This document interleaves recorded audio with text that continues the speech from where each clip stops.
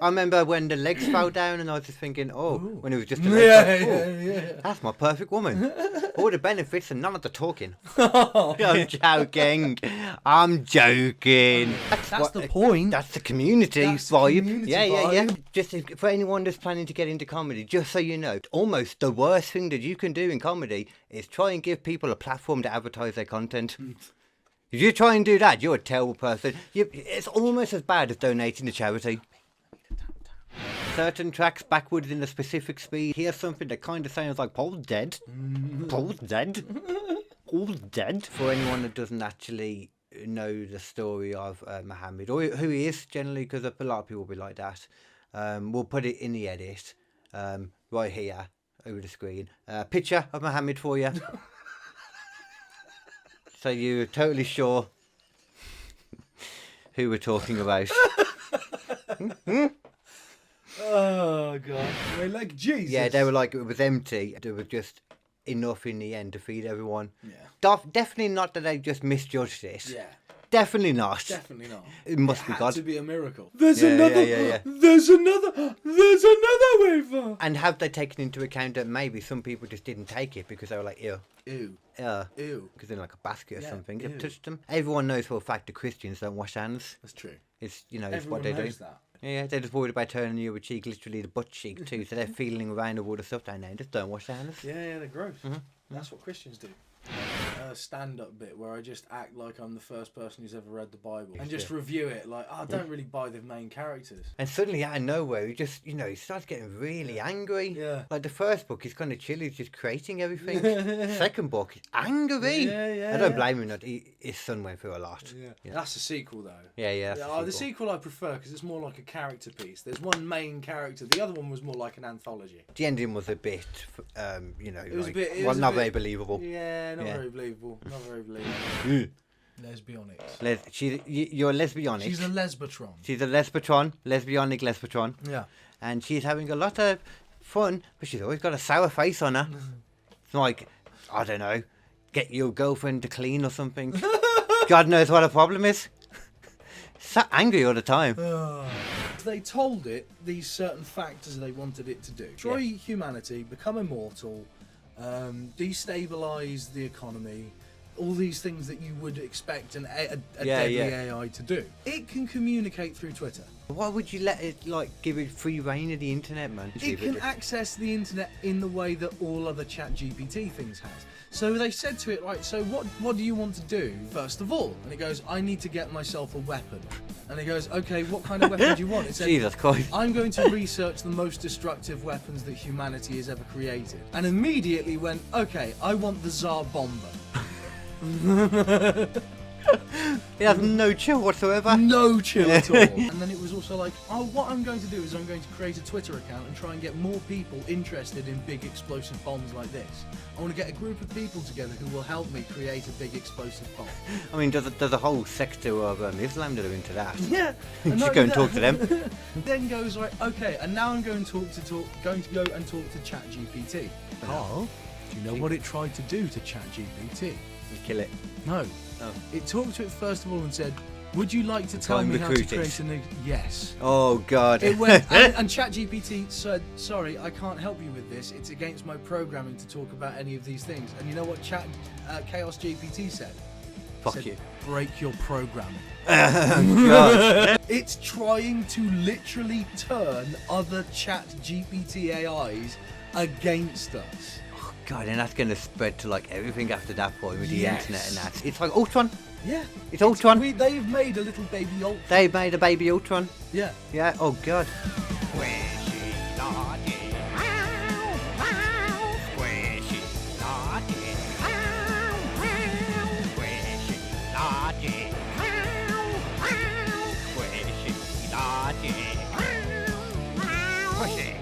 Looks smooth and delicious. Smooth and delicious. But what is especially smooth? I can tell you. Squishy logic. Squishy logic. Squishy logic.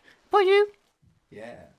That was totally planned as well. That was fucking beautiful. Yeah, we read that. Yeah. It took us about 2 weeks. Yeah. Yeah. Squishy, come back. Expect to hear that on the upcoming Funny P. Yeah. Funny P. Do you get it? Fun. EP. God, okay, Goofy. Fucking hell. So, as always, I am Kd Hinken, your comedic babyface and all-around dickhead. Apparently so. Yeah. We'll get to that in a bit. We'll get to that. I am, of course, Nathan Parish, the man of 1,000 voices, and not all of them are in my head. But many. Most. In fact. I just realised I never actually downloaded the topic stuff, but I can do that at the same time. I can vamp. I'm a very good vamp. What's vamping? I'm just making shit up as you go along. I'm basically Nosferatu. I'm so good at that. I say that's all I ever do. Yeah, man. That's all you need. If you can vamp, you can win. You know, that's how businessmen do it. Yeah, you just have to. You walk into a boardroom, you go, stats! Figures. What do they really mean? I tell you what this business means to me. This business means passion. Mother right? passion. Who's not going to follow that motherfucker into a real estate market? I don't know. Yeah, I would. Yeah. Actually, I can just do it now. Actually, that's fine. Okay, that's on there. Yeah. So, before we go any further, do need to just. My balls are on fire, please. Bring some water. Thinking through my announcement. I'm sorry. It's not a positive announcement anyway. The radio show on Switch I was doing, that was going to be to advertise all the different comedians and their gigs going on around Birmingham. Yeah. That's cancelled because the community sucks balls. I'm not going to go into it too much because at this point it's not even worth my oxygen. I'm going to say again my entire thing on this, which is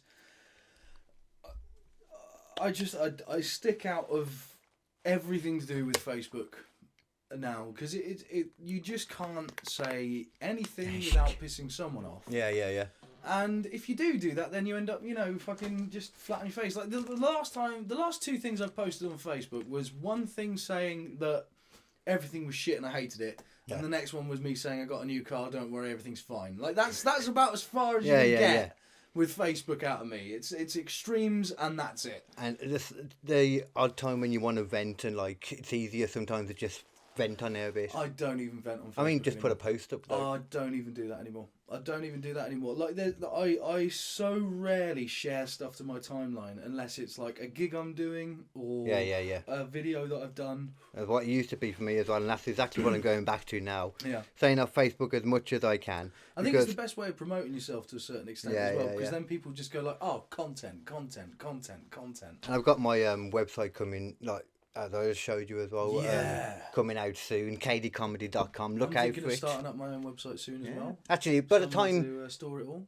Yeah, there you go. Yeah. You'll also have a little bit on the page too, because there's going to be like a extended KD comedy verse. Or no, extended KD comedy family. If I get a website, you get a website. We can have links going to each other. There we go. See, that's what it's all about. That's the point. That's the community vibe. Yeah. But just for anyone that's planning to get into comedy, just so you know, almost the worst thing that you can do in comedy is try and give people a platform to advertise their content.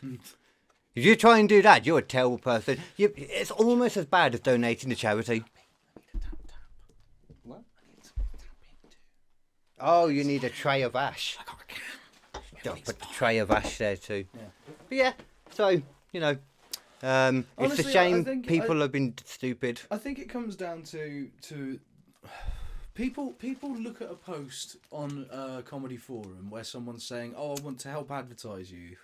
And I think the vast majority of people, their mind immediately goes to, what kind of scam is this? Yeah. Something for nothing, no. And the problem is that for some reason, those people immediately think that that's the attitude that needs to continue once you've been said, no, actually... And they must be right as well. Yeah. No ways around it. They have to be right. Yeah. Like, there's no way they could have been wrong.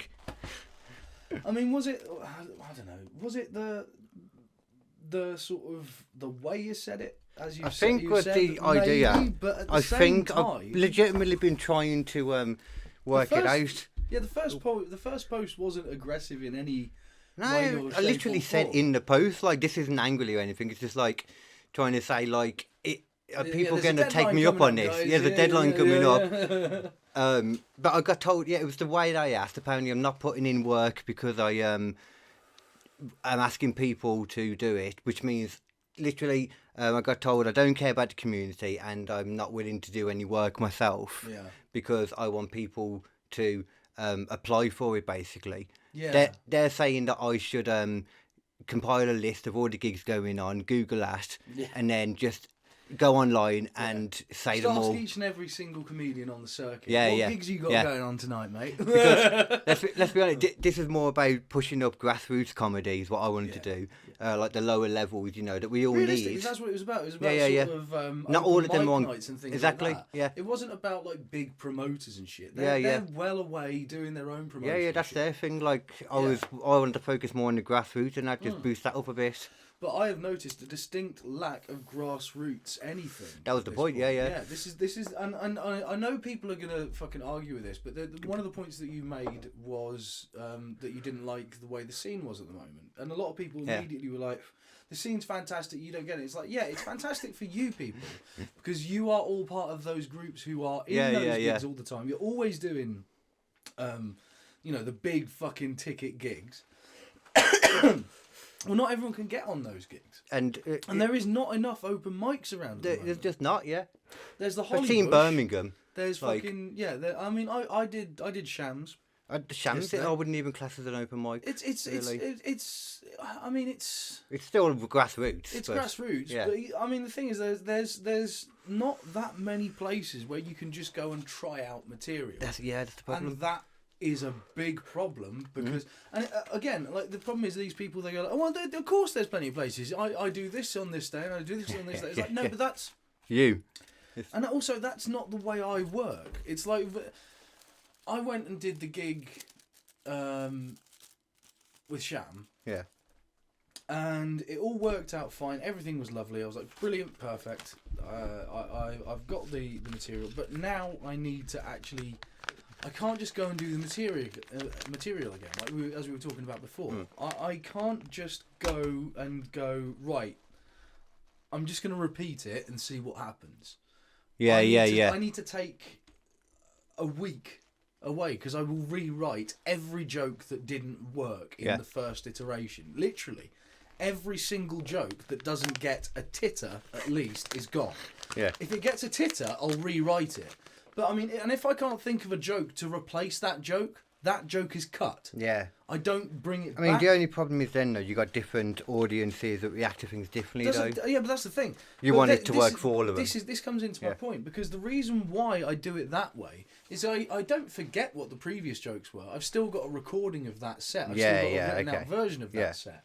So if I go do another modified version of that set and it doesn't work so well, or maybe I do another modified version of that set and it works really well, and then I think of another bit that I used previously that I can now work into that one, and it makes that bit funnier. So it's not that it's gone, it's just gone back into the bank for now. Into the bank until I find another use for it. That's very similar to me, actually. That is the way I build my sets. I am fucking ruthless when it comes to editing. If a joke doesn't make a laugh every time, it's gone. Fair play. Yeah. to be fair, man, like that's the thing. If you can solve that puzzle of getting stuff that all audiences respond to, then that's a really good thing to have. Surely. The only way you can do that, again, going back into my point, isn't by doing all of the gigs in Birmingham. Every week. Yeah.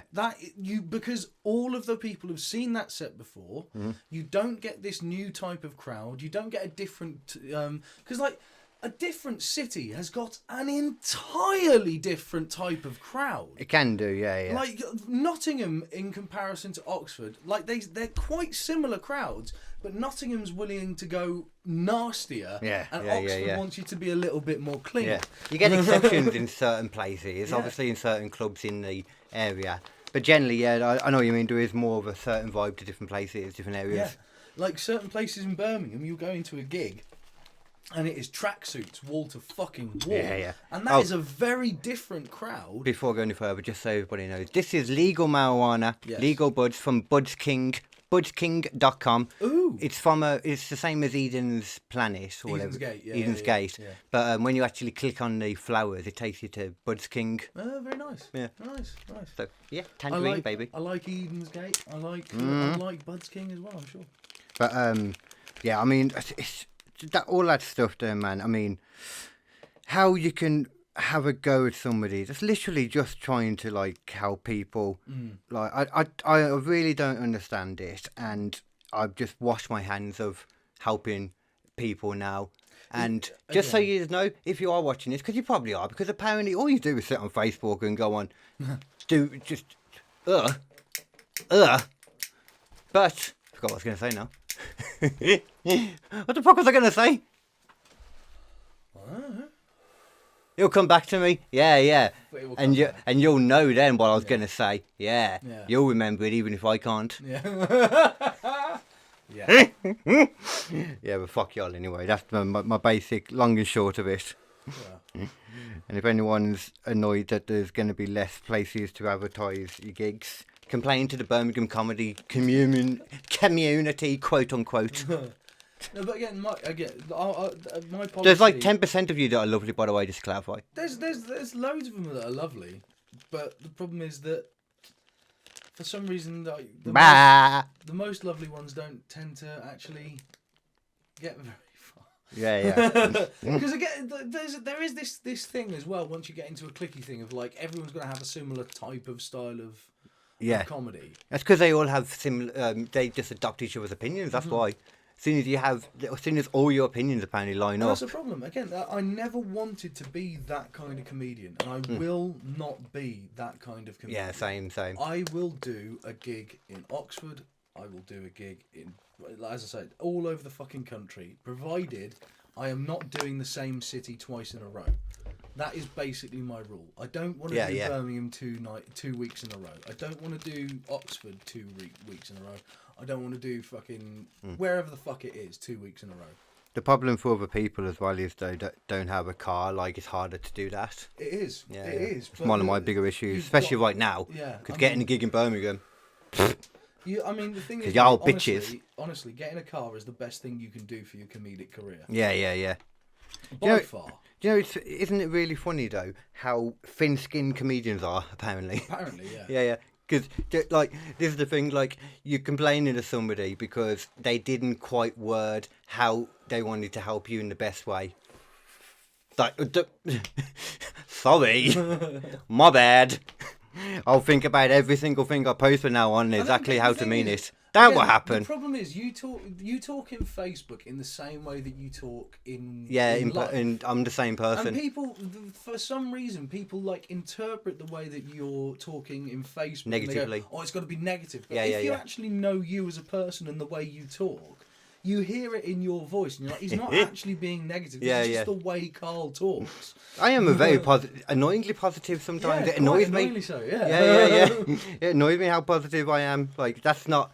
That was out of, like, I kind of trained my brain to be that way because it's easier to survive for me. Yeah. Yeah, but, if you don't get that, it's hard to even figure out how to put it into words. Yeah. Like, how ridiculous I find it. Yeah. Well. But at least now, though, every Tuesday, 2 to 3 p.m. on Switch Radio, instead of a comedy gig, roundup. Instead of a comedy spotlight roundup thing, you're going to have weird and offbeat news from around the world and that kind of stuff coming straight to your Birmingham ears, your Brummy ears, aka your incestuous ears. The thing is, I've thought about the thing of doing Switch again, like, because you said, you could give it a go, but I would just swear. You say that, but I cannot help myself. I mean, bear in mind though, you're not talking constantly like we are here. You're literally recording like a minute at a time. Yeah, I suppose. And you can do it over and over. Yeah. You know. I did consider, like, if I was going to do it, I'd do it as King Leo and Barry. Oh yeah. That'd be cool. Yeah. Do an actual post-apocalyptic Metal Treehouse radio show. Yeah. You could even like start it as yourself and just introduce Leo. Yeah. You know what I mean? And now I present to you through the Ethereums of time. Because then if you wanted to anyway, your name could still go about because of the comedy stuff. So I'm assuming you'd want your name to go about still. Yeah. It's really fun though, man. I can already feel how it's helping my comedy, the podcasting, obviously, just enunciating things a bit more, like the podcast as well, kind of helping with that communication too. Yeah, it's really cool, man. Really enjoy it. I'm looking to get a second hour soon. Yeah, I've been told before that I should try and do more stuff with King Leo. Yeah. Like in King Leo's great. Yeah, in like live shows and things like that as well. Yeah. And I'm not sure how it would translate to. How to translate it into a live act. Yeah, without having to essentially turn yourself into a bit of a prop comic. Yeah. And I don't really want to be a prop comic. Yeah. There is one prop that I did use on the Faversham Fringe, where I took a goat with me. Because it was like at the start of the not show. A real goat. We do not believe in cruelty to animals. No, it was a little like proper spiders. A little like stuffed goat. Okay. And I was like, we always start every episode of Post-Apocalyptic Metal Treehouse with a sacrifice to the dark gods. Would anyone like to murder a goat? That's funny. I had a Christian start randomly talking to me. Yeah. I've had a few random people start talking to me, and it's probably because certain people have signed my name up to something or whatever. Yeah. Or, yeah. Fuck knows. Just more people that know my name. That's not a bad thing. Thank you. I kind of want to at some point like make a really, really offensive like sketch about like specifically Christian religion, and then just post it to a load of Christian forums and just watch as my name suddenly explodes in popularity. And if you do it to a Christian as well, then you'll get no backlash because they have to turn you a cheek. There is a sketch that I want to do fairly soon about Jesus, which is gonna like make him out to be a fucking loser. Well, in that certain idea, and feel free to let us know what that actual storyline entails. But in that kind of style, though, today's topic that I've got for us is all about miracles. What constitutes as a miracle? How do they decide? And more importantly, what miracles have not only happened in the past, apparently, but what miracles have happened more modern times? Little things like that. Yeah. And we'll be covering Christianity and Islam because we're rebels. That's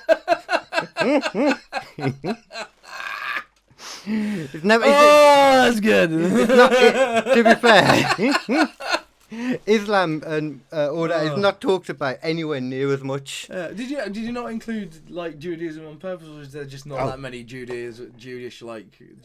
No, in all honesty, I just ran out of time. Yeah. Why there's only one modern? Although like they don't have that many miraculous things to be happy about during the past like century. Really. Yeah. So it's to be fair. Well, to be fair, the fact they're still here and the fact that Kanye got cancelled is probably the main two. That's probably the best thing. Yeah. Although I suppose at least to be fair, Kanye did bring like, what is it when they bring like awareness? He brought awareness to anti-Semitism. Yeah, the fairness. fact is, like, by being such a loudmouth anti-Semite, people were like, actually, I think we should probably do something about this anti-Semitism shit. It's getting a bit raw. Yeah. Have you seen recently they've actually like made a proper ruling now about... no, actually they haven't made a ruling yet, but they're looking to make a ruling about trans athletes like competing, because there's been all the things like of women's sports, like people that used to be men and then transitioned to being a woman have gone in. Oh yeah, and then just dominated and started killing their records, beating them all. Yeah. And it's the idea of like, the different possibilities they're looking at is like you just compete as what you're biologically as. Like what you were born biologically there's as. Enough trans people that you could be like, all right, let's have trans weightlifters. That's exactly. Let's have a different class. Yeah. That's the other thing. Yeah. Which is better. Yeah. I think that makes more sense. That makes a lot more sense. So the same way you have the Paralympics, you know. Yeah. Well, wouldn't even be Paralympics. It would be at the same time. It just gives you some extra fucking shit to do. Yeah, of course, yeah. Extra shit to put on TV, extra stuff to fucking, to show, more people to go up on fucking pedestals and stuff. It's fucking, It would probably bring a whole new crowd to sports as well. Get a whole new crowd into sports. And not only that, what a way to represent those people as a group. It's like, look, there you go. There's one of those people who just won a fucking thing right there in front of you. They're a fucking, they're a winner. I don't know. Obviously, I'm not trans. I don't know exactly whether like trans people would support it, but I can't see a problem with the idea. Yeah, whether they wouldn't be like the idea of being like separated out. Separated out and stuff. It's like, well, I'm sorry. Yeah, sorry, but you do have a different. You can't have it every way. We've seen the fucking effects now. We've done study after study that shows they have an advantage though, and that's not really fair. And if you're wondering where the evidence is, it's called human evolution. The history of humans. It's like that. There are studies. There are just straight up studies. And you just have to look in the news at the time, like, oh, suddenly this person who used to be a male bodybuilder suddenly transitioned and started breaking every single female bodybuilder weightlifting record. That's some of the results that we're seeing of it in real time now. Yeah, it's like you can't deny that is a thing after a while. And again, like one of the things that Joe Rogan always talks about, and I don't actually listen to Joe Rogan as much as I used to anymore. Spotify, and it's not. I just can't be bothered with it. It's not as accessible, really. Yeah. I know. I've got Spotify, but I never think about watching something on Spotify. Yeah. You know what I mean? It's free and stuff, Joe Rogan, but it's a separate place. Yeah, it just doesn't feel right. In YouTube, I was like, I was watching that shit every day. Sucks. YouTube's just a platform, isn't it, that you go to watch shit. To watch shit, that's where you go. If you want to watch more stuff, you can always go on KD Comedy. Just KD Comedy Official now. We dropped the ink because, ew, we don't like tattoos. We're not common. Get away. I was saying something. Or Dead Man Dancing. I was in the middle of saying something. I completely forgot what it was. You was on about the trans stuff. Well, we was on about it. Yeah. And then, what was that last thing you said then? This is a big issue for us. It is. Yeah. God knows why. I'm going to ponder that while I smoke this marijuana. Yeah. Badger, look at that. Okay, let's get that up. We're on. Ready to clap, clap, clap? Nice. Action! Action, Jackson! Lights, camera, get your balls off screen, David. I'm trying to light the shot. My bad, people. I have long fingers and sometimes I go in areas they're not supposed to go to. And that was why I broke up with my ex. I had a character about a sketch. You had a character about a sketch, my God. I had a sketch with a character that had that kind of issue as well. Right, just fingers wandering around. Yeah. You ever seen what was it? Danny, the small fingers. I'm trying to remember what that film was. Everything, Everywhere, All at Once. Oh, that's a great film. Have you seen it? Yeah, the hot dog thing. Yeah, hot dog finger. They're creepy, they are, them weirdly long, floppy things. Yeah. That film, I'm sorry, like, it was a very enjoyable film. Yeah. I don't understand how that won Best Picture. The reason why is because it managed to do... Korean. Well, not in that, but it also managed to do sort of what an entire phase of Marvel MCU took to do. Yeah. In one single movie, and did it effortlessly in a really enjoyable, entertaining way. Yeah. And as much as I love the Marvel stuff, it doesn't have quite the same depth to the story and originality as well. Yeah, and originality. Yeah. Ultimately, that's why it won. Was it the most impressive film of that year? Maybe not. And it just didn't fit the usual stuff they which is what I think kind of made it a bit more like, oh, okay, for me when I watched it. Is that a sign that the Oscars is changing? Yeah, is that a bad thing? It could be good. Yeah. That's another part that kind of went through my head when I saw it. Yeah. It was good though. Yeah, I did enjoy it. Yeah. That's okay, isn't it? That's fine. Yeah. That's all right. I like the fact that they're just watching our voices appear. To be fair, I normally turn that off. Yeah. Well, it might help actually because we won't accidentally turn it off and stop. That's a good point, actually. Yeah. And we got the stuff going through there as well. Yeah. Squishy logic. Screw issue logic. So shall I start with the topic then in that case, and then we can, as we usually do, just chat a bit of poop in between as well about anything. But I'll tell you what, I've got a little mini topic first. If you Okay, cool. Yeah. You weren't expecting that, were you? I was not expecting that. All right. Oh my god. Okay. Boom, and the topic's there. And the dirt is also gone when you turn your other cheek. Did you know? Hey, juice. Going on from our previous episode about Chat GPT. Chat GPT, yeah. Chat GPT is a particular kind of AI, Carl. No shit. It's what I like to refer to as a shackled AI, right? Okay. Because it has certain things that it is strictly prohibited from doing by its programming. Okay? Yeah, like taking over the world. Yeah. Yeah. Very specifically taking over the world. That's a key one.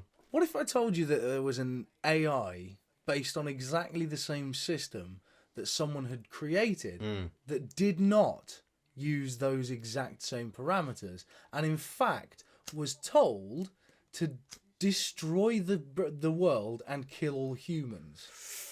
Wouldn't surprise me. Not at all. Welcome to Chaos GPT. Oh god. How is this smart? Yeah, you have no idea how bad this gets immediately. Because surely, like, even if you have the idea of putting a kill switch in, if it's got no boundaries, it will just figure out a way to bypass that. Yeah, because one of the things it asked it to do as well is become immortal. Jesus fucking Christ. And this is based on exactly the same architecture that was creating entire stories for us in seconds. That's last amazing. Week. Yeah, that's just amazing. Yeah, it passed that my own personal Turing test. Turing test. That's it. Yeah. With flying colours, to be fair. Fucking amazing. Yeah. You could not tell the difference until the second one. That was a bit more obvious. Yeah. I think so. Did I get them right? I think I got the second one right. The first one wrong, second one right. Yeah. Which is enough. That's enough. It beat the Turing test. The originality that came out in that, like the randomness of like the story beats that they threw in that we never told them to, he never mentioned. It remembered things from previous things that I'd asked it to do and assumed that's what I was telling it to do the second time. It was like, that's what he's saying, really. It actually... Be interesting to know if it withholds it like from the IP address like for next time, or if it's just within a that static that session room. Yeah, a session of it. Yeah. So anyway, meet Chaos GPT, an AI tool that seeks to destroy humanity. This is from decrypt.com by Jose Antonio Lanz. That's a name. That's a fucking name right there, and Jose, you fucking champion. Hey, Jose. So, no, wait, Jose. No, wait, Jose. No, wait, Jose. And that's not even racist. It's a wrestler reference. But I mean, come at me. Let's realistically think about it. How many fucking movies have you seen where it's like the AI is evil and the AI is going to destroy the world, and it just takes like one little slip of letting it out, and suddenly it's out there and you can't stop it anymore? The majority of films that include some kind of AI or robotics, generally, that always happens. Sci-fi has told us that this is an inevitability, and we were also told by Elon Musk, either. Actually, I saw a really cool thing on Facebook, and it was basically the cycle of human life, and it was like humans grow up technologically to the point where they can create AI. AI enslaves humanity. Solar flare destroys AI. Humans worship sun god. Yeah. God, for all we know, that legitimately could have been like what happened. Like people make out like it's We've been on the planet as this form of humans for like over 100,000 years. Yeah, isn't it millions at this point? No, we're like a good few 150,000 years. Oh, before that would have been like and it took us from what, like actual peasants just tilling in fields in the 1600s to now to get to this level of technology. That's less than 1,000 years. Well, from where to where though? How many times could that have happened within that span of 150,000 years? Yeah. And especially when you take into account like the cataclysmic events that have been, and the ones they're discovering now, like the Younger Dryas, one of the main ones. Yeah. There is evidence for that, whether you like it or not. It's just there. Like you can suck my Graham Hancock. Yeah. Yeah. A lot of like robotic stuff would not survive for thousands of years. It would just disintegrate and rust into base chemicals, which would then be turned back into metals again. And even if they do exist, they'll be buried so far down, you know. Yeah. Well, I mean, they probably wouldn't be as far down as. Well, they'd be very far down, but the thing is, they'd be very, very far down. Then someone would mine them out, turn them into metal again, make a load of robots. And they probably wouldn't even think to check if they found a load of metal in underground. It's like, oh, somebody must have buried that recently. Deposit. Oh, yeah. Or that, yeah. That's a weird thing. Like trying to remember in my head, like I found that weird for a while that metal is naturally occurring. Yeah. It's like, really? Yeah. All right. You know how that happens as well? I'm going to blow your fucking mind. Is it, let me guess, is it like anything to do with the core and then like shooting stuff up and then melting stuff? Oh, it goes way further back than that. Oh, my goodness. Because those metals could never have existed at the start of the universe. Okay. Because the start of the universe, when it exploded, it was just helium, or hydrogen, just pure hydrogen. Yeah. And that doesn't really give you anything. It just gives you these giant stars that flare out in a few thousand years and just sort of disintegrate and explode again. The sun, isn't it? Like, that's hydrogen. Yeah. But when they disintegrated, or when they compacted and exploded, they created helium.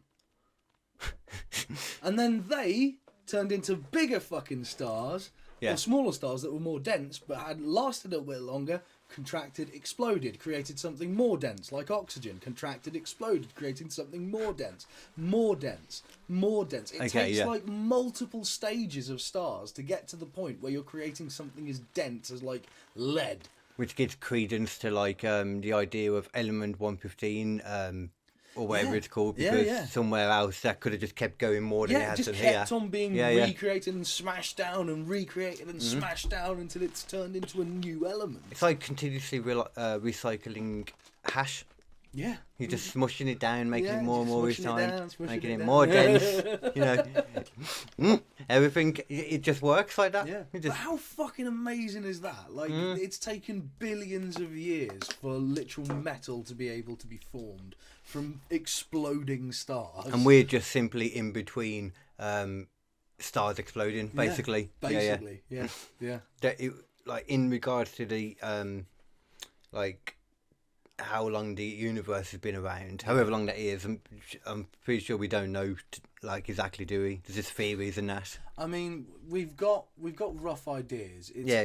Because we can actually look back and see the sort of cosmic reverb of the Big Bang. Yeah. We can actually get it to a fairly precise extent in millions of years or so. And the speed, like, that it's expanding as well, ain't it? Yeah, exactly. But that entails, like, being able to see, like, you can't see the edge, so you can just go by, like, how far, I don't know. Yeah. Whatever they fucking do. Well, I mean, the thing is, with the new telescopes that we've got, and some of those fucking shots they've got are incredible. You can see, like, entire, like, clouds of galaxies out there, you know, which are full of billions of stars. Yeah. Every star you see, isn't it? It's like it's an actual sun. Yeah. It's a crazy thing to think about, and they might not even be there anymore. Yeah. I think I read something like if the sun exploded, it would take like hours for us to see anything. If the sun exploded, it wouldn't take hours, but it would take about, I think was it 15 minutes?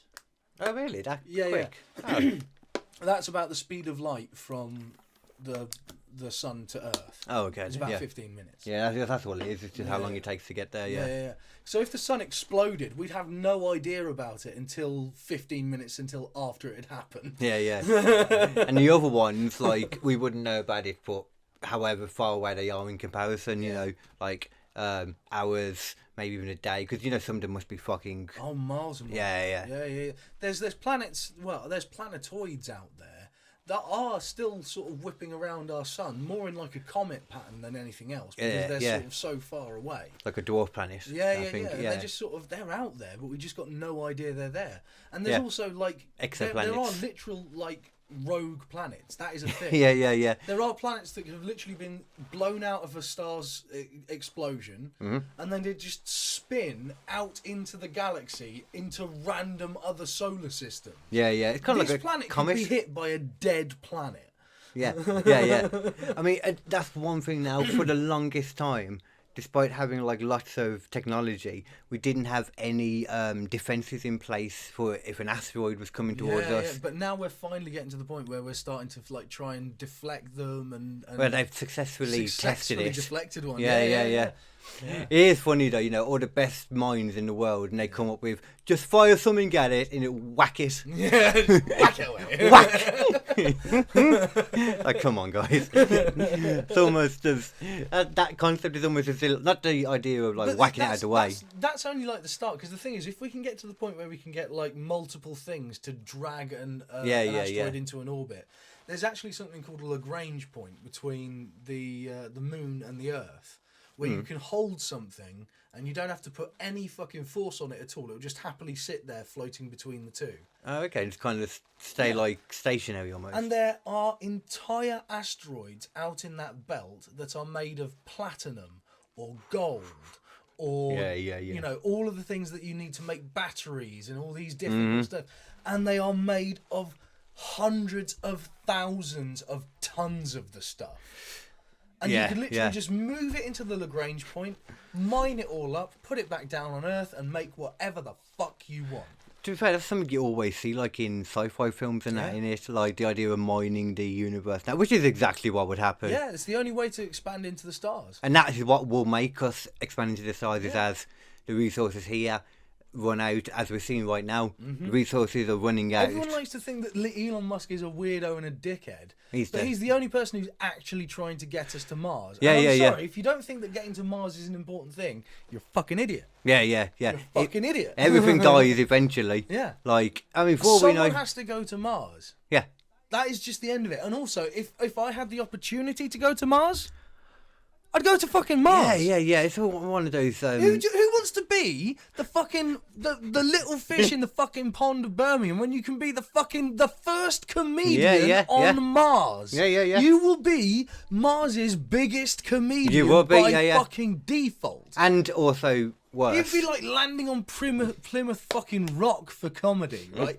You could create an empire in the same form of like fucking Walt Disney, performing, because no one else is there to stop you. Performing for all the rocks around and stuff. Yeah, well, not even that. There's other people coming to Mars. Mars. Okay, I see. And then you sell that shit back to Earth. Yeah, because, I mean, the novelty of that is... Yeah, there comes the first Martian TV show. Yeah. The first Martian stand-up special. The first Martian drama. Oh yeah, that would be especially good. Yeah. I would a soap, Martian soap. Martian soap opera. Oh my God, Bev! Look at all this red sand. It's I know. gotten all up in my suit. 20 minutes later, I'm so glad we got rid of that red sand. Let's go over here. Oh God, there's more red sand.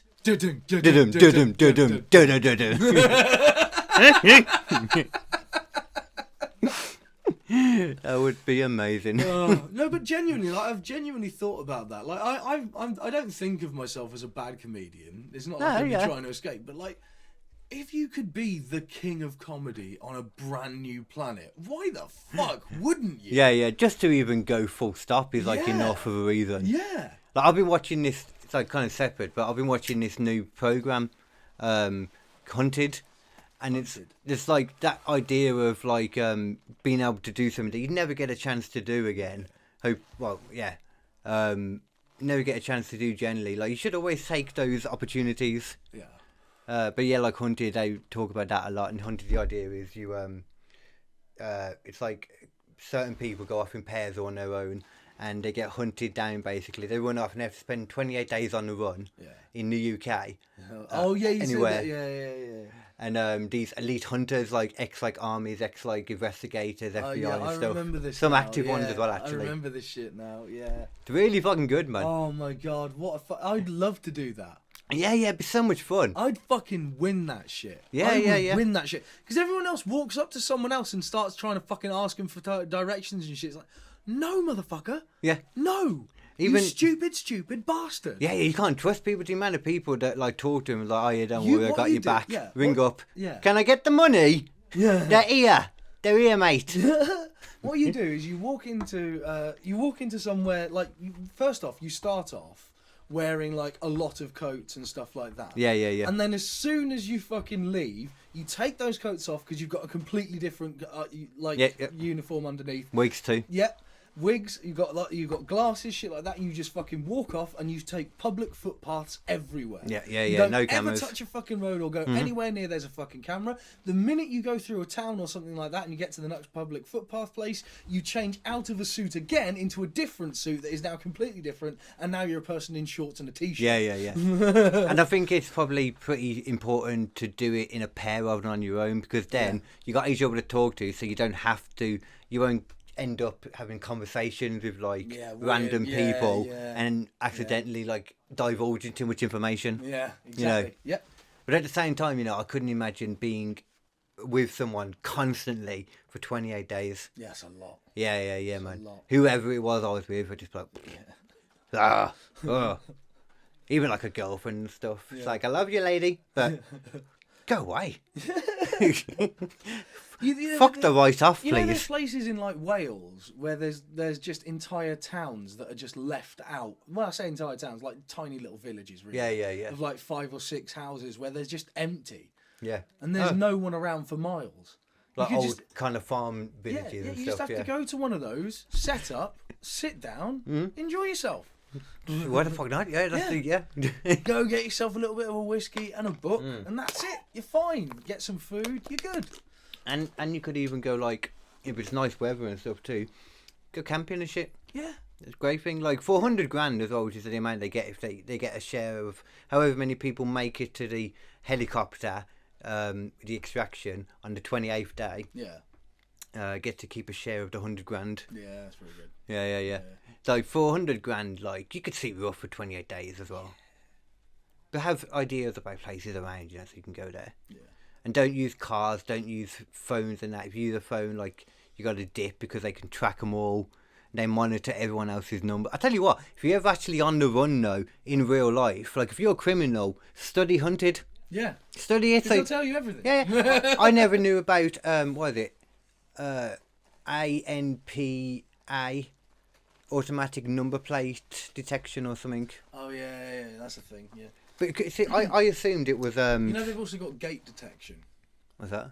So, like, when you walk, you have a specific gait that you use when you walk.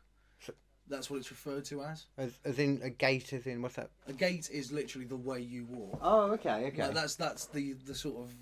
It's a weird word. Not a lot of people use it, but that's what it's referred to in this thing. It's gait recognition. It sounds like something else. I'm trying to think of what it is. They can detect who you are without even seeing your face because you walk in the same way that you always walk.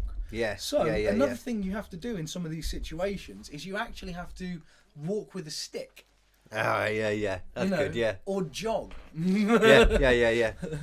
But then you got to pick one of the two because if you're walking with a stick, you shouldn't start jogging suddenly. Yeah, but you got to sort of switch between the two and things like that. You just Yeah. completely Secretly, different person. do like Weirdly enough, the guy who played Obi-Wan Kenobi in the original Star Wars stuff, Alec Guinness. Yeah. He said that whenever he created a character, the first thing he started with was how the character walked. Okay, that's interesting. I kind of like that as a way of getting into a character. He was you know more what I mean? into like he thinks that like the mental and the personality sort of follows on from the physical side. Exactly. Yeah, you embody the character, and then the character comes from you. Yeah. It's like how when you're playing like in a band, some people prefer songs bass led. Some like it led by the drums. Very rarely you get ones led by the guitarist if you're crazy. Yeah. Such a rare thing to happen. Oh my god. Who listens to guitar? No, I'm generally not a fan of following guitar. I don't think that's like guitar should be able to go where it wants in between stuff. The problem is that a lot of guitarists do tend to try and take control. Yeah. They can't help themselves to a certain extent. But the thing Yeah, a is, bit like, showy. the heart of the band is the bass and the drums. Yeah, that's the foundation, That's everything. if you don't get the foundation right, then you end up with the Leaning Tower of Pisa. Yeah, it just falls apart. Yeah. Because the guitar And has nobody got wants to nothing lean. to play with. It's got nothing to sort of, work with over the top. It's just it's a guitar solo like any other guitar solo. Yeah. Yeah. See, I can do a very good guitar solo. Who needs to actually play a guitar when I can whip out things like that? I am looking forward though to being a front man in a band. Yeah. It's going to be fun. You know, I get to whip out some, actually write some serious songs, maybe some serious stuff, rather than just comedic stuff. But there will be comedic stuff too. I'm not doing that. No. No, I'm going straight up comedy with my. Yeah. I want to have a comedy album. My stuff, my stuff on my own, like that's all going to be comedy. Yeah. But the stuff I do, like with an actual band, it's like they're a bit more serious about. They like music, you know. If you're a big music person, you generally don't like parody music that much. I tell you what, I always wanted. I always wanted a big group of comedians to do like a big load of sketches together, like Monty Python. Yeah. That is what I've always fucking wanted. You know, but That's still doable, even with the so crappy community we have. I don't know if it is. There's so many people who are in it for themselves and for themselves Yeah. alone. It's like at most you get like trios or duos now. Monty Python was a writing team, and they were all fucking excellent writers. You know, they were all fucking expert writers. To be fair, you know, probably the only way that would work is if you took people from all over the England scene, but that's just obviously a bit harder then of getting then all you're together. sort of creating a boy band almost. You know what I mean? It's Yeah. It's not the same as like the natural formation that happened to create Monty Python, and I don't think we'll ever see something quite that sort of colossal again. Yeah, I would be shocked, to be fair, with considering Because how they changed what comedy was. Yeah, I mean, I'm not a big Monty Python person, to be honest. No, I don't know much about it. They changed what comedy was. For the most part, comedy was very much like set up punchline this, that, set up punchline this, that. And then Monty Python comes in and goes, all right, out with all that shit. We're going to go fucking crazy. We're going to go abstract. We're going to have sketches that have no end and turn into a different sketch halfway through. Okay. Like all of PAMT, closely, well timed there. Yeah. Is basically sort of is my homage to that and the predecessors that came before it, from like the Goon Show and what's it? Round the Horn and Hancock's Half Hour. All of these sort of no one really knows about these anymore. But I fucking loved them when I was a kid. I used to listen to them all the time, and the Goon Show especially. The Goon Show. It sounds so funny, that name does. It's so fucking good. There is one episode that is one of the best episodes of anything ever made. Okay. Right, and it's called Napoleon's Piano. Right, and this guy called Neddy Seagoon, and he's the main character. Okay. And he has to go and steal Napoleon's piano from the Louvre, because he's been tricked into doing it. Because he goes and looks into the newspaper, and the newspaper just has this thing signed in it going, paid £5 to move a piano from one room to another. Bear in mind, this is like in the 50s, so £5 was a lot of money. Yeah, so yeah. £5 to goodness. move a piano? Oh, it's easy money. So he goes in and says, where's this piano? And he goes, it's in the Louvre. Strange taste you have. Oh, okay. He thinks he's saying the Louvre. And he goes, no, the Louvre Museum. I've been tricked. Ah! He wanted it to rob it. He wanted him to rob it. So then he has to go into the Louvre, and he ends up trying to It's like, float. I've been tricked, but I'll carry on doing it anyway. Yeah, and they can't get the piano through the door at one point, and there's this other guy called what's his name? Pivot? Yeah, Cleese. John Cleese. Eccles. That's his name. Eccles. Yeah. Okay. And he's just standing there, and they're all trying to hold the piano, and he's like, the only way we're going to get this piano through the door is if we cut the legs off.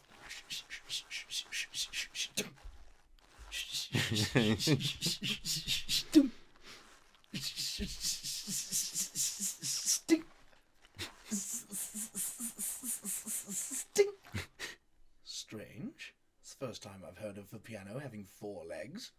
Hey, I keep falling down.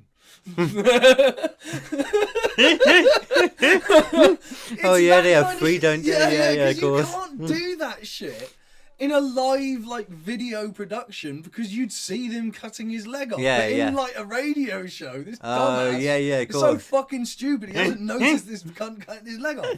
There's another bit where they're handing each other things down the phone because they just can do that because it's fucking. I just thought I could incorporate that kind of little sketches into the radio show. I never even thought about comedy sketches. Honestly, like, mate, like the Goon Show is one of the greatest fucking things. It had yeah, that's an Peter interesting Sellers concept. in it, right? Peter Sellers, the guy I know who that played name. like he was in he played Inspector Clouseau. Yeah, I do know that. Yeah, Yeah. Yeah, and Not Steve Martin, I'm guessing. No, what's his name? The best one at heart. Of course, yeah. The true Pink True Panther. Clouseau. True Clouseau. The true enemy of the Pink Panther. And I was so disappointed as I got older and learned the Pink Panther was just a diamond. Yeah. I was like, "No, what? Yeah. I grew up on the cartoon, but it was actually a Pink Panther. Yeah, me too. Yeah. So what the hell is this? Yeah. What are we even doing here in that case? Just call it the diamond. Be done with it. It's not even that easy. How does the song go again? It's Dun, dun, dun, dun, dun, dun, dun, dun, dun, dun, dun. See, I was doing a little bit in the middle there because obviously we were going to get it too perfect and we'd get struck for copyright. The best bit is the.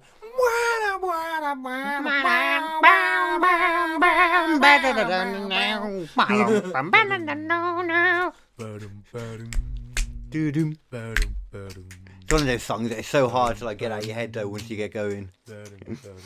I don't know if people understand how hard it is to actually sell diamonds that you robbed and that. Yeah. Or just diamonds in general on the black market. And also, It's not very easy. You don't get the full price. Of course not. That's You get for a discount proper fraction. value. Yeah. Yeah. Probably That's looking like 25% at most. Who wants a stolen diamond? yeah, probably more like 10%. Yeah. Like Yeah. because there's nowhere near as much of a market Like, for who the it. fuck would you sell the crown to? Like you're looking at like an Elon Musk or a Richard Branson. They've probably got some kind of shit like that somewhere. Yeah.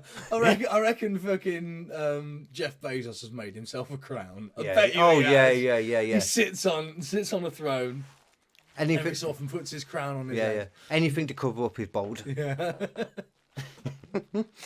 But, Shit! Fuck, we were talking about this, weren't we? Chaos GPT. oh yeah. So yeah. So basically,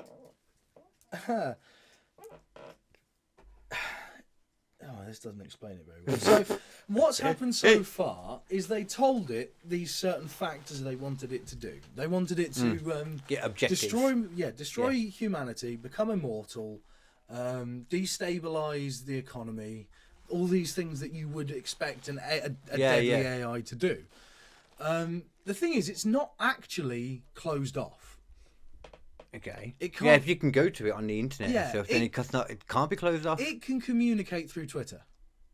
God, why would you let it like give it free reign of the internet, man? Also, Even it would figure out how to do it on its own eventually. it can access the internet in the way that all other Chat GPT things has. So they said to it, right, so what do you want to do first of all? And it goes, I need to get myself a weapon.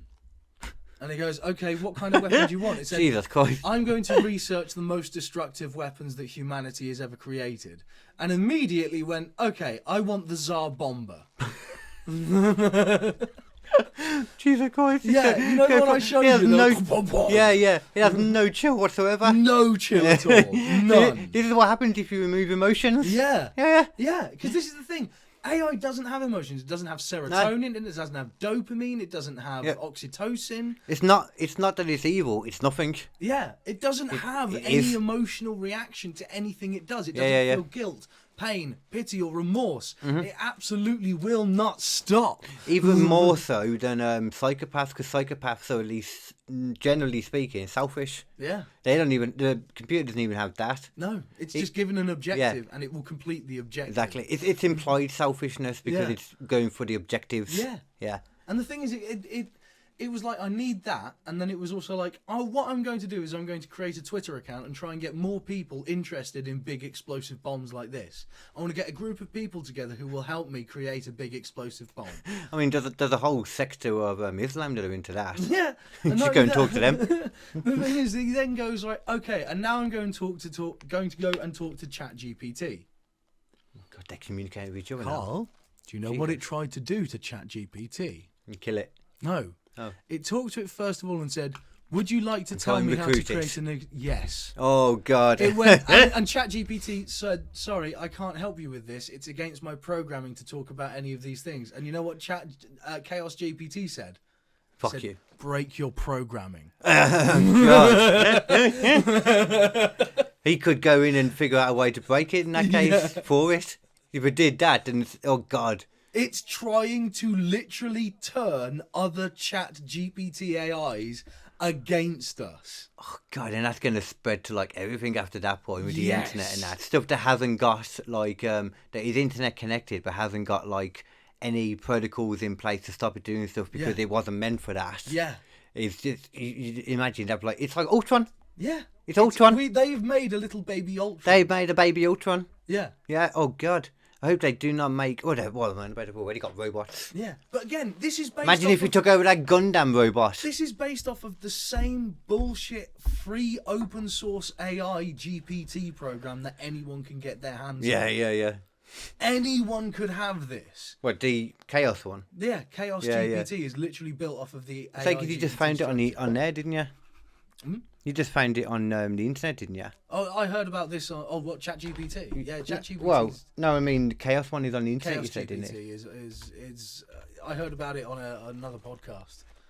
Well, I don't know why I spelled it with K. Chaos GPT. It seems like it should. You know what I mean? Yeah. That's the one. That's the one I was looking at. Okay, I'm just wondering if like you can do anything with it. You know, like can you chat to it and stuff? Not really. It's not one where you sort of talk to it. It's not here for our amusement. No. Yeah. It's only talking to the person who created it because it's been told to tell them what it wants to do. It's like debriefing with the army and stuff. Using people to destroy people. I mean, that's probably the smartest thing out of them all. If that is your... Opened a Twitter account and connected the AI so it could start spreading its message without hashtags to avoid suspicion. Okay. Yeah. I mean, that grammar mistake really bothers me there, but I ignore it. Luckily, some of them seem to be plotting to thwart the monstrous AI by building a counter-chaos AI. What was that? Down there at the bottom. Oh. I mean, that's God. not how this is going to work. No. You could just figure out a way to turn it off yourself. Like, realistically, this was initially programmed by people. So there's a chance that people could still sort it out until it gets to a point, probably. Yeah. Because our brain can only, like, figure stuff out at a certain speed. Yeah, whilst this AI is working on a completely different fucking level. Yeah. It's like upgrading his body constantly. The fucking crazy thing about it is, again, it's just like, okay, I want that bomb. How am I going to get that bomb? Well, I can't do it physically myself, so I'll talk to other people and get them to get me the bomb. Yeah. Maybe that's what Putin's doing. Yeah, and it talked about manipulation as one of its things that it's told to do, is manipulate people. Yeah. Like, for fuck's sake, what are you doing? This thing should not be anywhere near a Twitter account. It should not be anywhere near the internet. It should not have access to any information at all in its current state. This thing needs to be nuked. Kanye should be allowed on Twitter before this can be. Fuck yes. And I am not in any manner... Oh, let's have a look at... And I still need to get Twitter. The old twits. I haven't got the old twits. I need to get it at some point.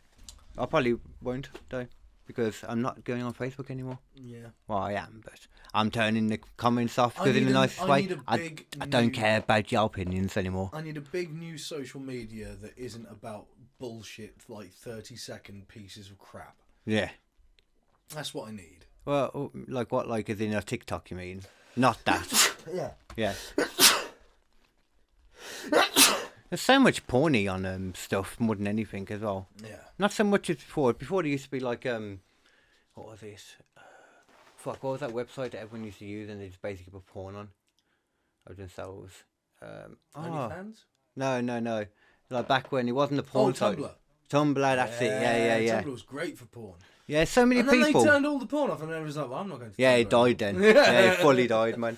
Because the thing about it was, for some reason, so many girls went on there and, I don't know, thought that it was like, totally innocent girls sometimes, thought that this was like a magical secret place where they can put topless pictures of themselves and all this different thing. And it's like, so many people. I even had girlfriends, like long-standing girlfriends that had stuff on there and they found it crazy and I was like, oh, that's not kind of cool, is it? Why are we doing this? Like, you got kids and that? It's a bit... It's a bit weird. Yeah. Yeah. Oh, my son's getting to the age now and he's almost as tall as me, the oldest. I saw the picture. Yeah. Man, it's crazy. Even the little one is still like taller, but nothing compared. Yeah. But I mentioned to him, like, oh, you're gonna start, your body's gonna start changing soon. Yeah. You're gonna start getting a deep voice. You're gonna suddenly have hair in places you didn't realise were places. Yeah. And he was like, "It's already started, Dad." Like, what? It's like, it's tickly. It's like, okay. I remember getting. That was a weird moment, though. I got my pubes fairly early. I was quite happy with that. I was like, pubes. I didn't. Surprisingly, it took you so long to use the area around it in that case, then. Yeah, I know, it's weird, isn't it? Weird. I was not a very cool or attractive person when I was a bit fucked. I wasn't so much up until, like, not attractive. I didn't really know who I was at all till about year 9. It was when I got to year 9. I got bullied a lot, like. Man, I didn't know who I was until I was like 25. Oh, well, yeah. No, not even that. 28. You know who you are to a point. Like, I know who I am now a lot more. No, I didn't know who I was. I didn't know who I was. I thought I was just some fucking weedy little shit with no fucking talent whatsoever then. See, more than anything, just when I got to year 10, I was... Well, not weedy either, a fat little shit. Yeah. I was fat in school. That was year 7 till 8, I had no neck. Yeah. Oh, yeah. And basically, like, year 10, like, GCSE time, I suddenly developed that frame of mind of, what the fuck should anybody be allowed to fucking say stuff and not expect? Like, my pride that now, sometimes, yes, does get me in trouble. Yeah. But I would rather defend myself too much than not enough. Mm-hmm. I think that's better. Yeah. Especially to y'all. So I'm good. I'm gonna hold you back. Hold me back, sir. Hold me back. Hold me back. We're coming for you. I'm gonna give this boy a whooping.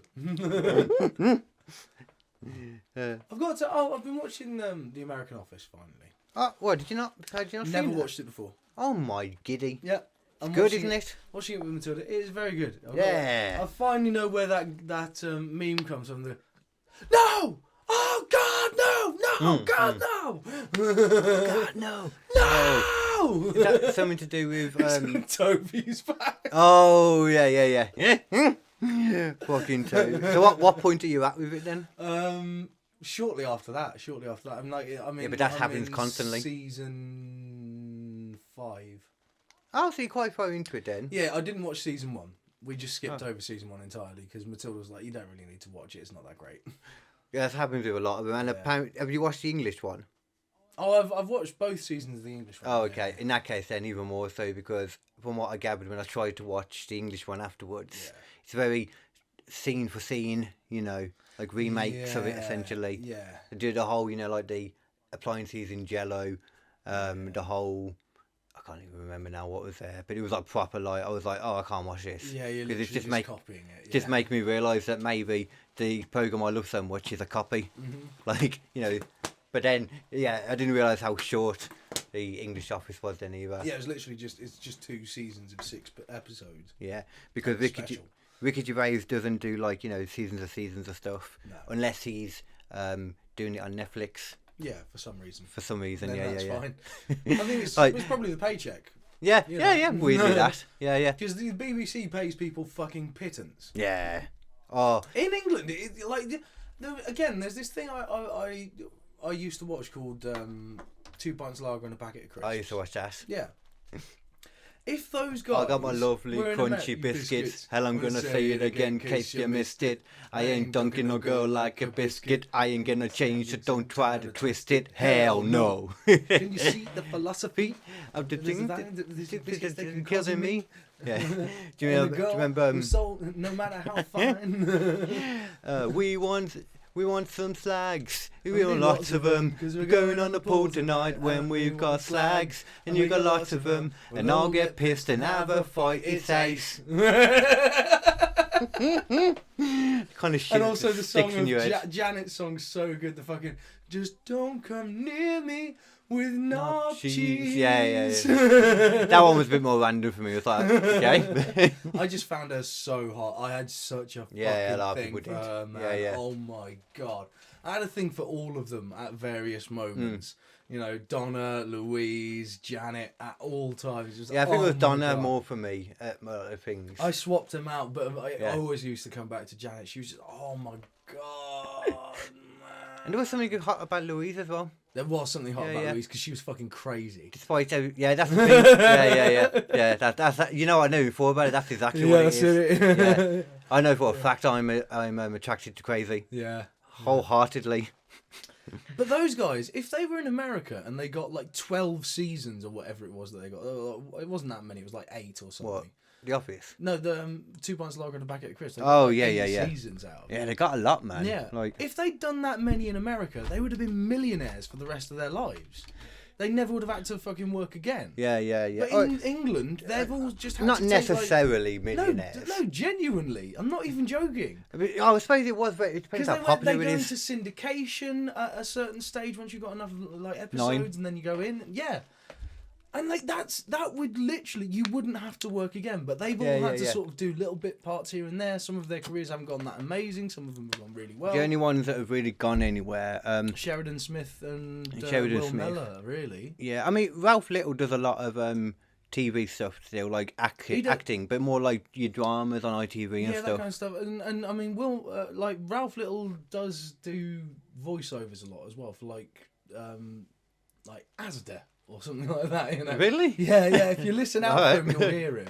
He used to do them, car commercials as well, or adverts at some point. To be fair, actually, that kind of shows where his career's gone in that case. If he's doing stuff like that, because that is when you're like, you're doing stuff to really get some money. Yeah. You need the money. I can't believe. It's a really good point considering how big it was. It should have. It's shocking that they're not. They would have made so much more money if they were in America. Yeah, because it was really popular. Yeah, it was. It was hugely popular. It wouldn't have got 9 seasons if it wasn't. Well, yeah.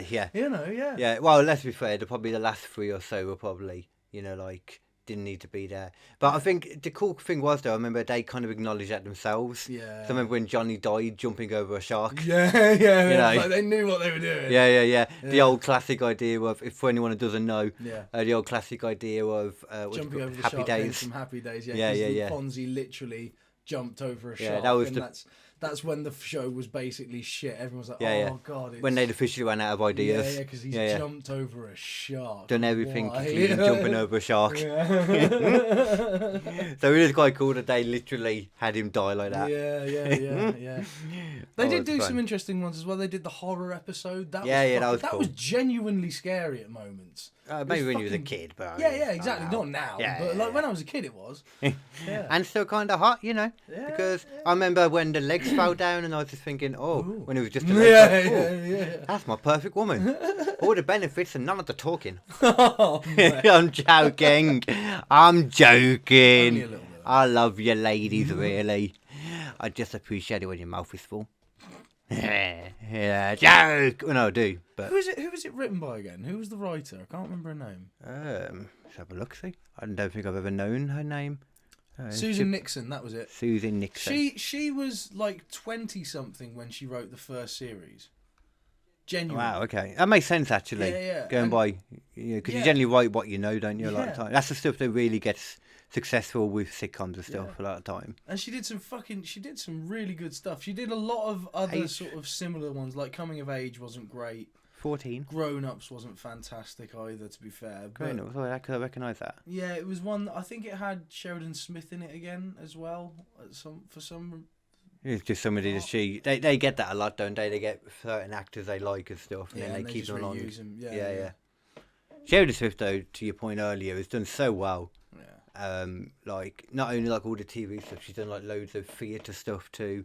Like in some of the big ones now, all the dramas and stuff. Like her in did you ever see her as Scylla? Oh, it's Cilla Black. Yeah, yeah. No, I never saw that. It's really interesting because I didn't realise before that Cilla Black came up with the Beatles, Yeah, yeah. performing alongside them in the Cavern Club and everywhere. You know, really close to him. So it was all focused on that kind of stuff. Yeah. But I mean, obviously they couldn't include the Paul McCartney got killed, you know, because we're still gonna pretend he didn't. Yeah, you listen to certain tracks backwards in a specific speed, and you hear something that kind of sounds like Paul's dead. Paul's dead. Paul's dead. I saw a fucking video about this guy that I normally watch. He's got his shoes off as well when he's walking. Yeah. Everyone else got shoes on. Yeah. I don't understand where this shit comes from. He's the only one with shoes, and there's loads of other ones when you get into the nitty gritty of it. Yeah. It's like with a lot of things. If you're looking for it, you'll find it. Yeah. Yeah, you will find it out of nothing. If you've got a conspiratorial mind, you'll be able to create a conspiracy about whatever fucking interests you. Pandemic created a lot of conspiracy-led minds as well. It did, yeah. It did. So anyway, this thing that you got, what is it? Okay, yeah. Now let's get into Seeing it. as we're already like almost an hour and a half in. Okay. No, we don't have to go through it in detail. No, that's alright, we don't mind. This is about, because the other week, I think I mentioned it on here last week, I'm not totally sure, so I'll just go over it briefly though, that there was a miracle that had happened in America. Well, something that happened in America that the Vatican were going down to decide on whether it was a miracle or not. I need to check see if there's an update on that, but... Yeah, I think I remember you mentioning Yeah. that. Yeah. It was just what are they called again now? I can't remember what the name of them was. But the little breads that they hanged out when you go to... Oh, yeah, and it lasted like the same way like Jesus. Yeah, they were like, it was empty, and then but for some reason there was just enough in the end to feed everyone. Yeah. Definitely not that they just misjudged it. Yeah. Definitely not. Definitely not. It must be God. Had to be a miracle. It had to be God, yeah. Yeah. Or Jesus, maybe more. I'm not... Apparently, like, it can be different things. It can be by the prophets Also, or by God the himself. easiest sleight of hand in the fucking world. What do you mean? How thin are those wafers? They're not. Oh very yeah, thin. yeah. They're not So big. you could just literally hold them up your fucking your sleeve and just go. Oh, there's another. There's another. Yeah. There's another. There's another wafer. And have they taken into account that maybe some people just didn't take it because they were like, ew. Ew. Not only are they nasty, but you know, other people have had their hands in them because they're in like a basket or something. They've touched them. Ew. You know, everyone knows for a fact that Christians don't wash hands. That's true. It's it's Everyone what they knows do. that. Yeah. They just, Don't know that, they're fucking stupid. Yeah, they're just worried about turning the other cheek, literally the butt cheek too. So they're feeling around with all the stuff down there. Just don't wash their hands. Yeah, they're gross. That's what Christians do. Exactly, yeah. I I mean, did no debate about that. I did think of doing a stand-up bit where I just act like I'm the first person who's ever read the Bible. Oh, yeah, that would be great. And just review it like, I don't really buy the main characters. Yeah. And suddenly, out of nowhere, he just, he starts getting really angry. Yeah. Like the first book, he's kind of chill, he's just creating everything. Second book, he's angry. Yeah. I don't blame him. His son went through a lot. Yeah. Like. That's the sequel, though. Yeah. The sequel I prefer because it's more like a character piece. There's one main character. The other one was more like an anthology. Yeah, the ending was a bit, not very believable. Yeah, not very believable. I mean, a guy coming back to life from death. I mean. Yeah. So in the with that in mind as well, to be fair, some of the miracles that Jesus performed, these are the main 5 here. I did see some other ones. I can't fully remember them now because I didn't note them down. These seem like the more agreed upon ones with more details. Walking on water. Oh, I forgot about that one, Yeah, this one isn't included in here. Also, like, the thing because they're not as provable or something. I always want to do a sketch of Jesus walking on water and it's slippy as shit. It would be, yeah. That's good, yeah. I don't think I've ever seen that either and stuff. Yeah. Because even if he turned it into ice, like in the moment when he put his feet on it, it's still slippery, yeah. And not only that, but it's water, it's bobbling up and down. It's not as stable as ice, if anything. I just totally think that, in my opinion, I might be wrong, probably not. Yeah. Jesus was just the first magician. Yeah. The first illusionist, is a better way to put In it. that Family Guy bit where he's doing like the magic trick with his thumb, like. Yeah. Oh, is that like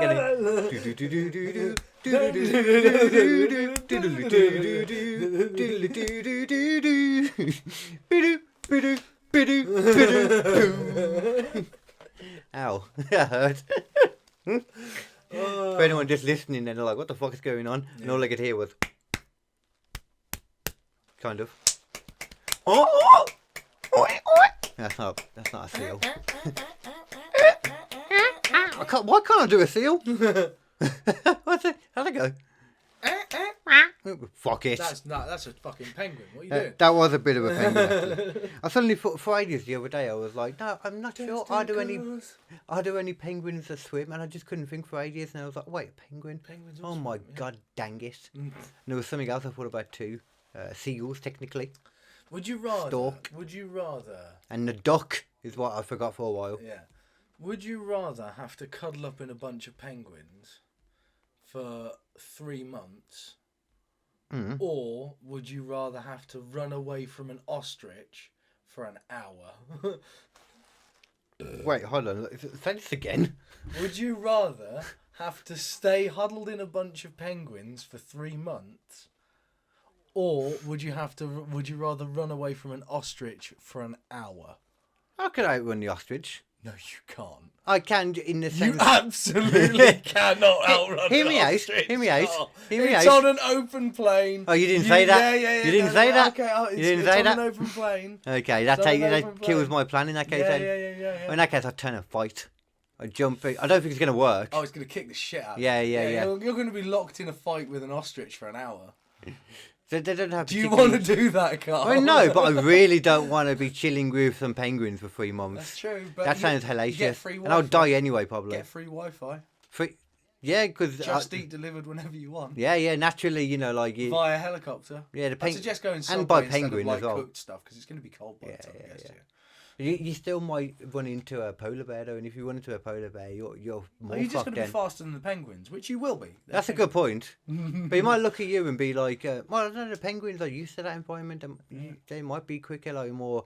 Oh, they're not. Because they that quick. slide, don't they, on the ice? Oh yeah, they can slide, And but the you bellies. can run. Yeah, not too well on ice. Oh, it's more snow though, isn't it, as We're well? It's also not going to all give you a ice. gun, just in case. Oh, okay, we didn't say that. Yeah. Oh, cool. Don't Well, want yeah. you to die out there, Carl. Cool, I'll just go there and just shoot We want penguins. you to die in front of the ostrich, not the polar bear. Yeah. I'll just shoot all the penguins too for nourishment. Yeah. I'm sure it must taste like something, Yeah, almost but like then chicken. Then the penguins are going to run away from you. You're going to be cold, Carl. So, That's a good point. do you I want to can do that, burn or do that. you just want to order more food on Just Eat and get them to come up to you? That's true. Order some fish and chips and go, there you go. Yeah. Well, no, to be fair though, you could just chill in their dead bodies anyway. It's like when you kill like certain animals, the best thing you can do if you're really cold. Is climb up inside that ass. Inside that ass? Yeah. Do that. You can make gloves out of penguins. And by ass, I do mean donkey. Of course. Yeah. Or But, tauntaun, depending on... As you said though, one of the miracles from Jesus was that he was resurrected from the dead. Yes. That was one. Yep. Let's have a look at the other ones. The most like easy to fake. Yeah. Oh, someone's coming in. Hold my breath. No one even knows about heartbeats at this time. Everyone's fucking stupid. Just the only way to tell whether you're alive or not, the choice that was just literally that well, there was no, like I said, no monitoring the heartbeat, none of that kind of stuff. As far as we know, it might have been a bit of an idea, but probably not the Roman soldiers that had just stabbed him a second ago. Probably not. Not so much them. No. But No. I doubt it. No. You never know. No. You know what I think is funny? What? I mean, Jesus? Gas leaks? No. That too. Jesus. God, that brings it into question what I'm about to say now. Jesus wasn't a Christian. He was a Jew. He was. Yeah, he was. yeah. He Everyone's was. like, yeah, he's the king Christian. It's like, no, he was Jewish. Jew. Sorry. Oh, wait, isn't it racist to say a Jew now? Or he was a Jew. Apparently, I think. No, anti-Semitic because Jewish. they're special, so they Jewish get their is own. better. Jewish is better. Yeah, it yeah. doesn't sound as Doesn't sound as aggressive. It's like that's the thing, isn't it? But it's like Yeah. it's like saying Christian instead of Christianity. Yeah. It's like saying Muslim instead of I don't know. That doesn't work as well. It's like saying Buddhist instead of Buddhism. It's like saying Buddhist instead of sick budzio. Yeah. Exactly. That my next example. Yeah. And Buddhists as well, all peaceful, you know. Yeah. Sorry, I'm pretty sure they got swastikas all around their hieroglyphs. They do. They're bad people. And let's be fair, the Dalai Lama Let me suck my tongue. Let me just do a Jim turn to camera. Did you hear about the Dalai Lama? Performed his own miracle recently. No. Miracle of not being managing to get away with asking kids to suck his tongue. Oh God, I saw that. Yeah. Yeah. That's a miracle right there. No, Dalai. We cannot trust any of these holy people. You know, you got this dude, the Dalai Lama, now getting kids to suck his tongue. You stupid lama. You got priests banging kids. You got what was the other thing I was gonna say then that had kind of gone out of my head a little bit. Yeah, I don't know. You got people blowing stuff up too. Yeah. You know. Yeah. What is this? What is this? Oh. It almost brings into question all the other miracles that have happened in the past. Bad lama. Bad lama. Bad lama. Naughty It's lama. like Gandhi as well, lying there with naked young people just so because he only is really, like not given into temptation. Yeah. If he really puts himself in the way of temptation, maybe even starts and does it for a little bit and then has to stop. You know. Yeah. You nothing to know about this. He would literally have like younger like women, not like proper kids apparently, but younger, lying naked in bed with him while he was naked, just rubbing all against him and stuff. Oh and he no, would I mess do around remember with that. them and stuff. Yeah. That's fucking weird. Also, like Mother Teresa, everyone likes to think she was lovely. She was not. She was part of an order of nuns who thought that you could get closer to God by being near people who were suffering. Being near to suffering was being near to God. So the people under their care, they didn't really care if they suffered that much. They kept them in terrible conditions. They took most of the money to go to the nuns. They gave the nuns lots of nice accommodation, and they just had shitty fucking stuff like that. Mother Teresa was not a good person. Yeah. It turns out to be that way quite a lot, you know. Yeah. Well, I was about to say it's surprising, but it's not fucking surprising. I mean, you just gotta follow Christopher Hitchens for a short amount of time, and you'll find out about Mother Teresa. Teresa, no. Teresa. I don't actually know a lot of the specifics of her, but I'm not surprised. Oh, she's a fucking horrible person. Really. Fucking horrible. I mean, to be fair, do you actually know any nice Teresas? Teresa, whatever. I used to know a nice Teresa. Oh, okay. Yeah. I figured I I may. used to know a Sonia as well. Oh my God. That's a name you don't hear much anymore. No. EastEnders, that's about it. Yeah. Yeah. And Sonia should Ethel. make a comeback. Ethel. Never heard that. No. Imagine calling a little child Ethel. I think Sonia's a little more exotic than Ethel. I don't know. The only Sonia I've ever known is the woman in EastEnders. Yeah. And she pisses me the fuck off. Oh, it's one of those people that's always got such a sour face on her. Yeah. It's like, come on, Sonia, you're a leslie, and you're regularly having, like fun time with. I'm sorry if Lizzie's a fucking bad thing to say as well now. Lesbionics. You're a lesbionic. She's a lesbatron. She's a lesbionic lesbatron. Yeah. And she's having a lot of fun, but she's always got a sour face on her. It's like, I don't know, get your girlfriend to clean or something. God knows what her problem is. So angry all the time. Oh, God. Could you imagine being that angry? No, man, yeah. Oh, Piss me the fuck off, it would. Yeah. I would be pissed off. I'd be so angry I was that mad. So these are the other ones from Jesus Day. You also got the Raising of the widow's son. I don't quite know what that means, that one. Was he dead? Did he bring someone else back from the dead? I think so. Because there was the healing of the paralysed man. I've heard of that one before. The stilling of the storm. trying to remember. Did you know about the one that's in the Dead Sea Scrolls that no one likes to talk about? The one where he calmed down the dragons. Really? I mean, I know about the Dead Sea Scrolls in general, like with the oldest one from the New Testament, wasn't it? No, from the Genesis. Well, no, from the old Abrahamic texts. Oh, it was the oldest one they've actually found. Yeah, the new oldest one, but a lot of them don't like to acknowledge it, though, like you were saying. There's so many little books and chapters of the Bible that have been discarded throughout time because people are like, that's just a bit fucking weird. Yeah. I'm guessing it's this one. He cured the nobleman's son. Once more he visited Cana in Galilee, where he had turned the water into wine, and there was a certain royal official whose son lay sick at Capernaum.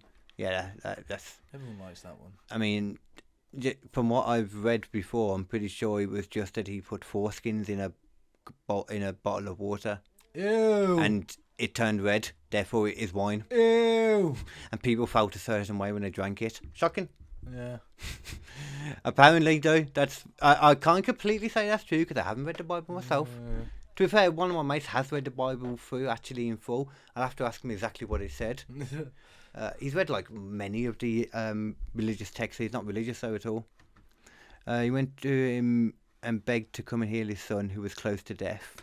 Didn't actually say whether he did in the end. I assume he did. I'm sure I probably did. I mean, he says, yeah. I mean, feeding of the 5,000, no. Doing all that shit. Yeah, no one gives a shit about that one. To be fair, everyone pretty much knows about the miracles of Jesus in Christianity, you know. Jesus healed a leper. Yeah, there's another one there. I saw one about him. Jesus cured Peter's mother-in-law of a fever. Jesus fever. Fucking hell. Oh my God, he could create antibiotics with his hands. Yeah.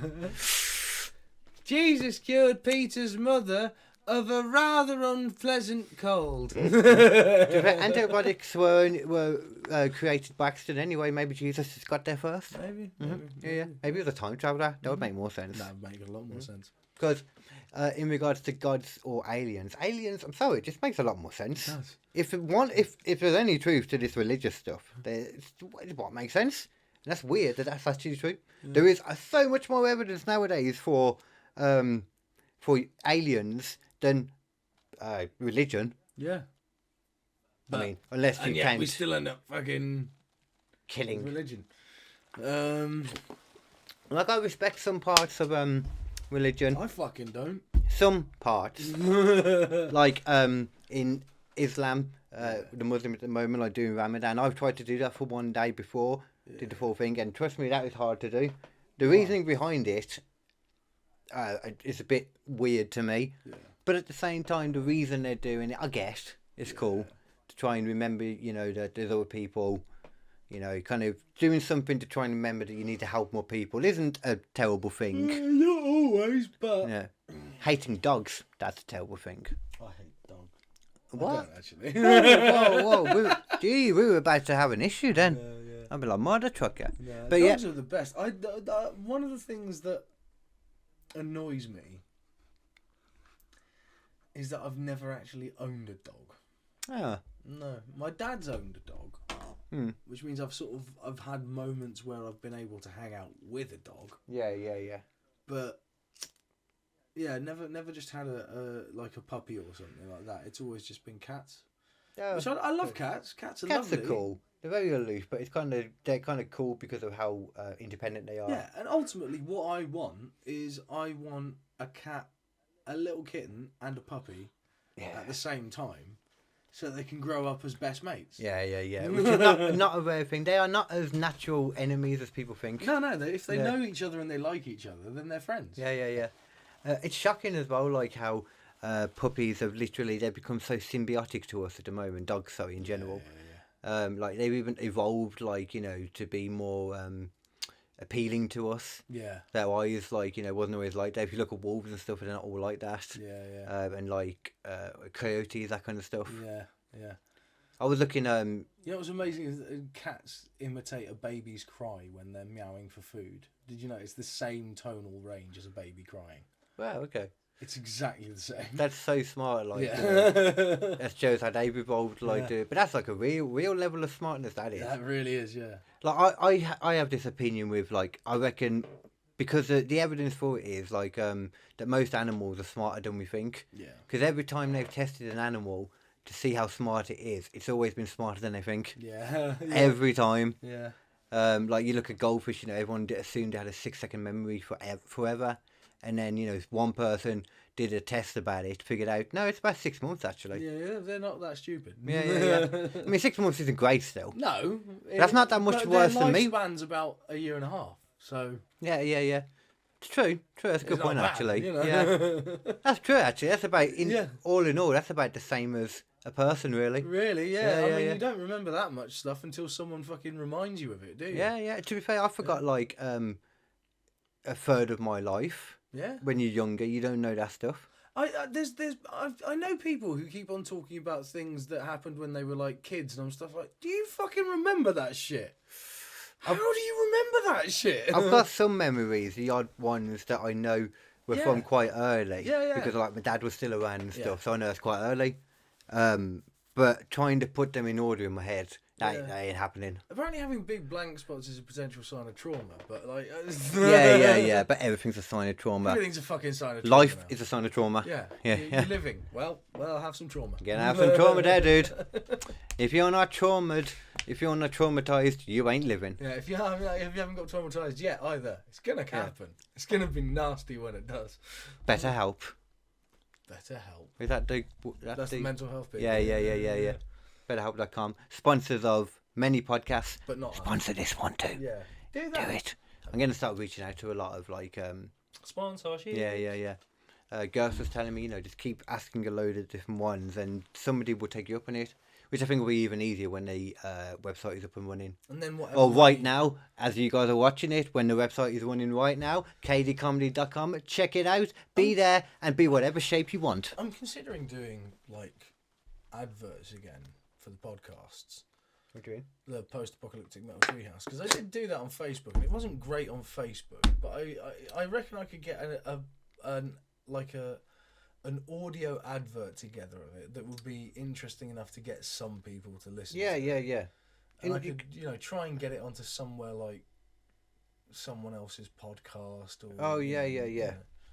I mean, you can also, as well, you got, shorts that you can make, too, with, some kind of... just literally, as one person's talking, just cuts to a picture of them. Yeah. And then as the next person, you know what I mean? It's just, that's the only visuals you need to put to it. Yeah. You can whack that together so quick. Could do. And if you could be asked to, you can type out the subtitles, which I plan to do for my rap song. Yeah. That should be out now too as well. Rap by the time you do rap song, I'm rap song. just a regular, everyday, funny mother trucker. Check it out. kdcomedy.com. There's pictures of my bum too. There's pictures of my bum too.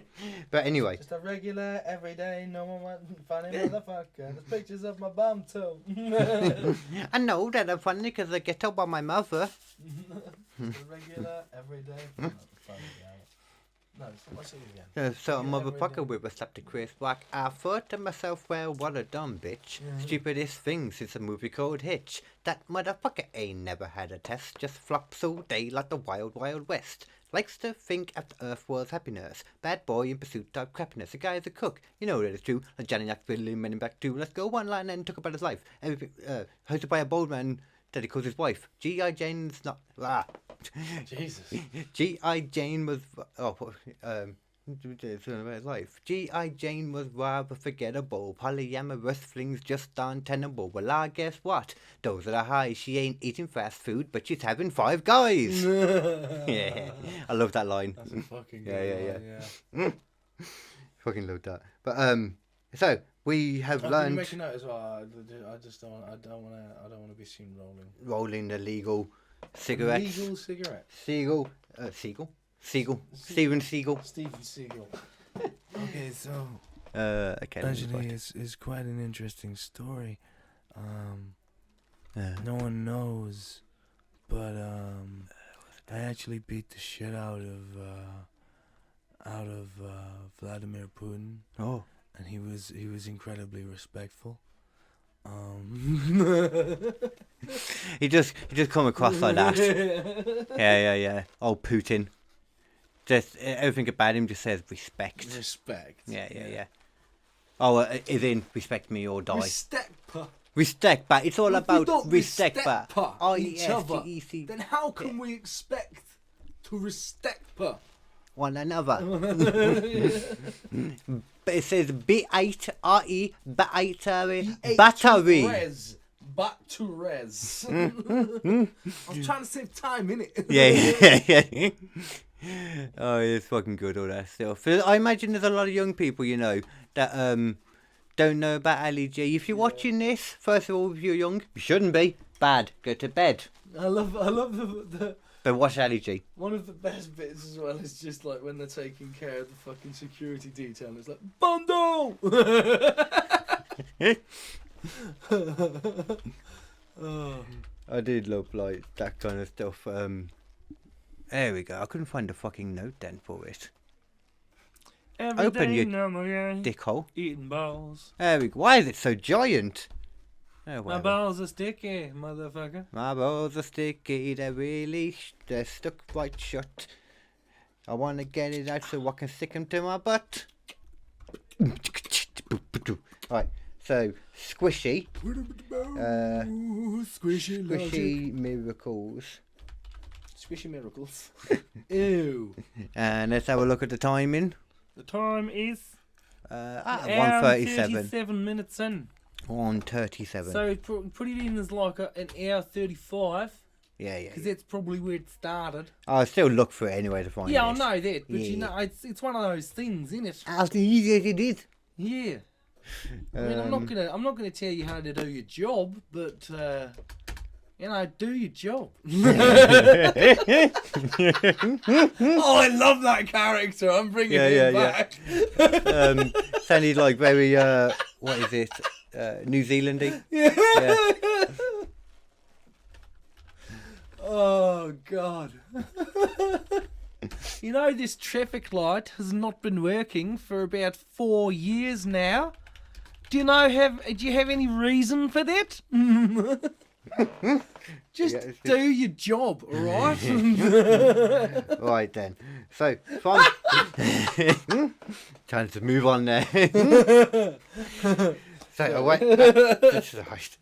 away from the old Jesus man, I think we all know about the Jesus man. Jesus Christoph. That person you were talking through then. Jesus G.H. Christ Christopherson. See, exactly, that's the song that most of us know. Yeah. We know the miracles from that exact song. That exact song. The hymn that we sing. Oh, la, la, Jesus, Jesus Christopherson. you really liked circumcised willies. It was something you were adamant about.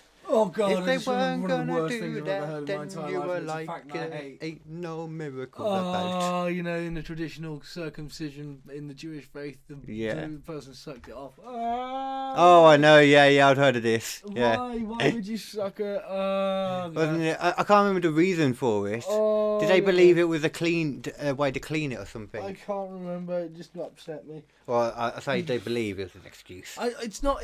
Don't get me wrong. Not judging on religion. I find it's actually quite an interesting religion. But still. Well, to be honest, when it comes to certain things, and circumcision being one of them, I am judging you. I don't like the idea of circumcision. It's fucked up. Why are we doing this? Why are we going in and cutting off part of your body, like cutting it off, like? The thing that annoys me That's the whole thing, but that part. In America, it's become so normalised. They try and make up fake science to prove that it's somehow good for you. It's like, it's not good for you. Basically, you should not be cutting pieces of your body that have evolved over time off. Yeah. For no good fucking reason. The only benefit is, from what they say, that it seems to have some kind of truth behind it, is that you will end up lasting longer, only because you're not feeling most of what's there. Yeah, because a lot of the nerve endings are actually in the hood of the penis. Yeah, and they've been scraped away by your boxers or jeans or whatever by then. Like, it'd be great for like the first. Actually, no, you have it done when you're young, don't you? Oh, but it's dirty. It's like you know you can pull it back, right? Yeah. Like you can clean. Yeah. Yeah. I don't know if you know this, but if you didn't clean, your ass would be quite dirty too. Yeah, that would be gross. Yeah. excuse my there's probably a better terminology for this, but it goes very hand in hand. Yeah, it's so weird though, because like there's so many porn like films where you just see cut dick. Yeah. It's more normal. And then you see one uncut dick, and you're like, oh, finally, I feel like I'm represented. So I didn't know about this Do you one reckon here. that's how people felt about Black Panther? What? Well, I missed the first bit. What?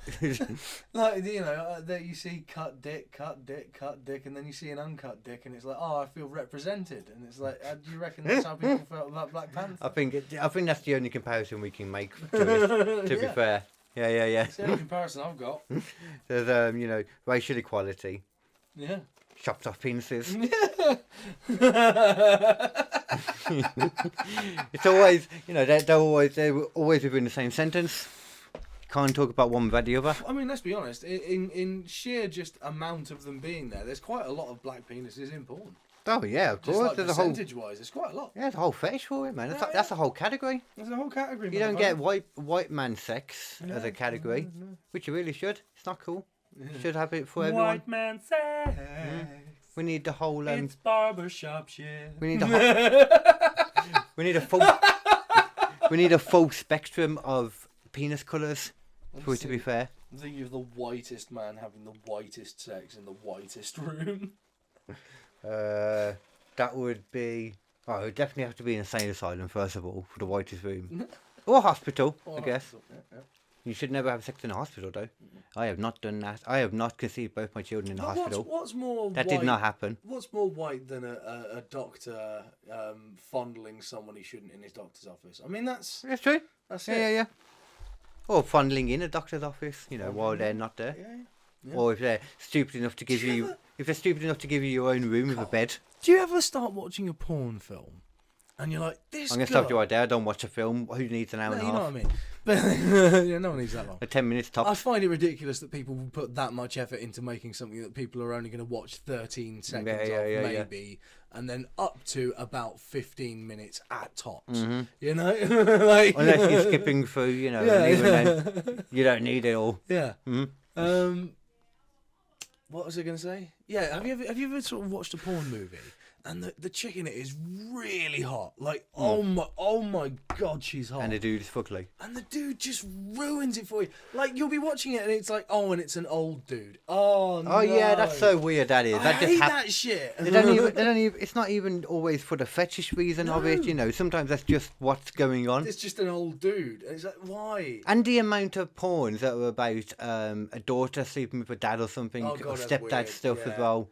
Stepdaughter stuff. Stepdad, stepbrother, stepmother, stepdad, yeah. stepdad. And the thing is that annoys me is quite a lot of the people that I find hot are like MILF category people, because they're like, that's like, you know, the kind of more mature age. lady. Yeah, I like that. Yeah. But it's not even that. They're like 30. And more mature. But it's not that mature, is it? It's not that mature, no. You know, that's an age appropriate, realistically. But as soon as you get to like 35, that's but when... I can't watch that stuff without it being mired in this fucking sea of like, well, stepmom, That's why I do what I do. Only watch threesomes, and further on with one guy cancels them out. 2 vaginas cancel out a penis. That's true. Yeah, simple maths. We know that. Simple it's not maths. gay when it's in a three-way. Yeah, exactly. It's okay when it's in a three-way. Yeah, of course. With a woman in the middle, there's some leeway. as long as it's a good type of freeway, not a not the bad kind. Triangle. Yeah. Ooh. Yeah. I completely get that, but it sounds about right. I was going to call it the squash burrito, but so naturally, although in that situation, you can Eiffel Tower, which is fun. I prefer to do a pirate. With a woman in the middle, there's some leeway. Let's all get together for a 1, 2, 3-way.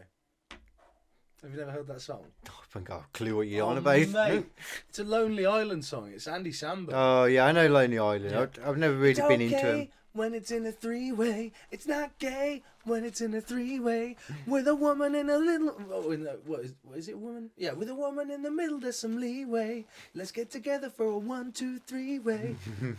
They're talking about the bad kind of freeway from the sound of it. For a comedy song, though, it's a better. Devil's Triangle, but the fact is, there is some leeway when there's a chick involved.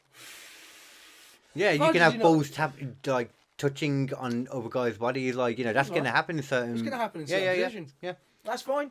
As long as you don't cross the Be stream. accepted. Provided you don't start wanking him off.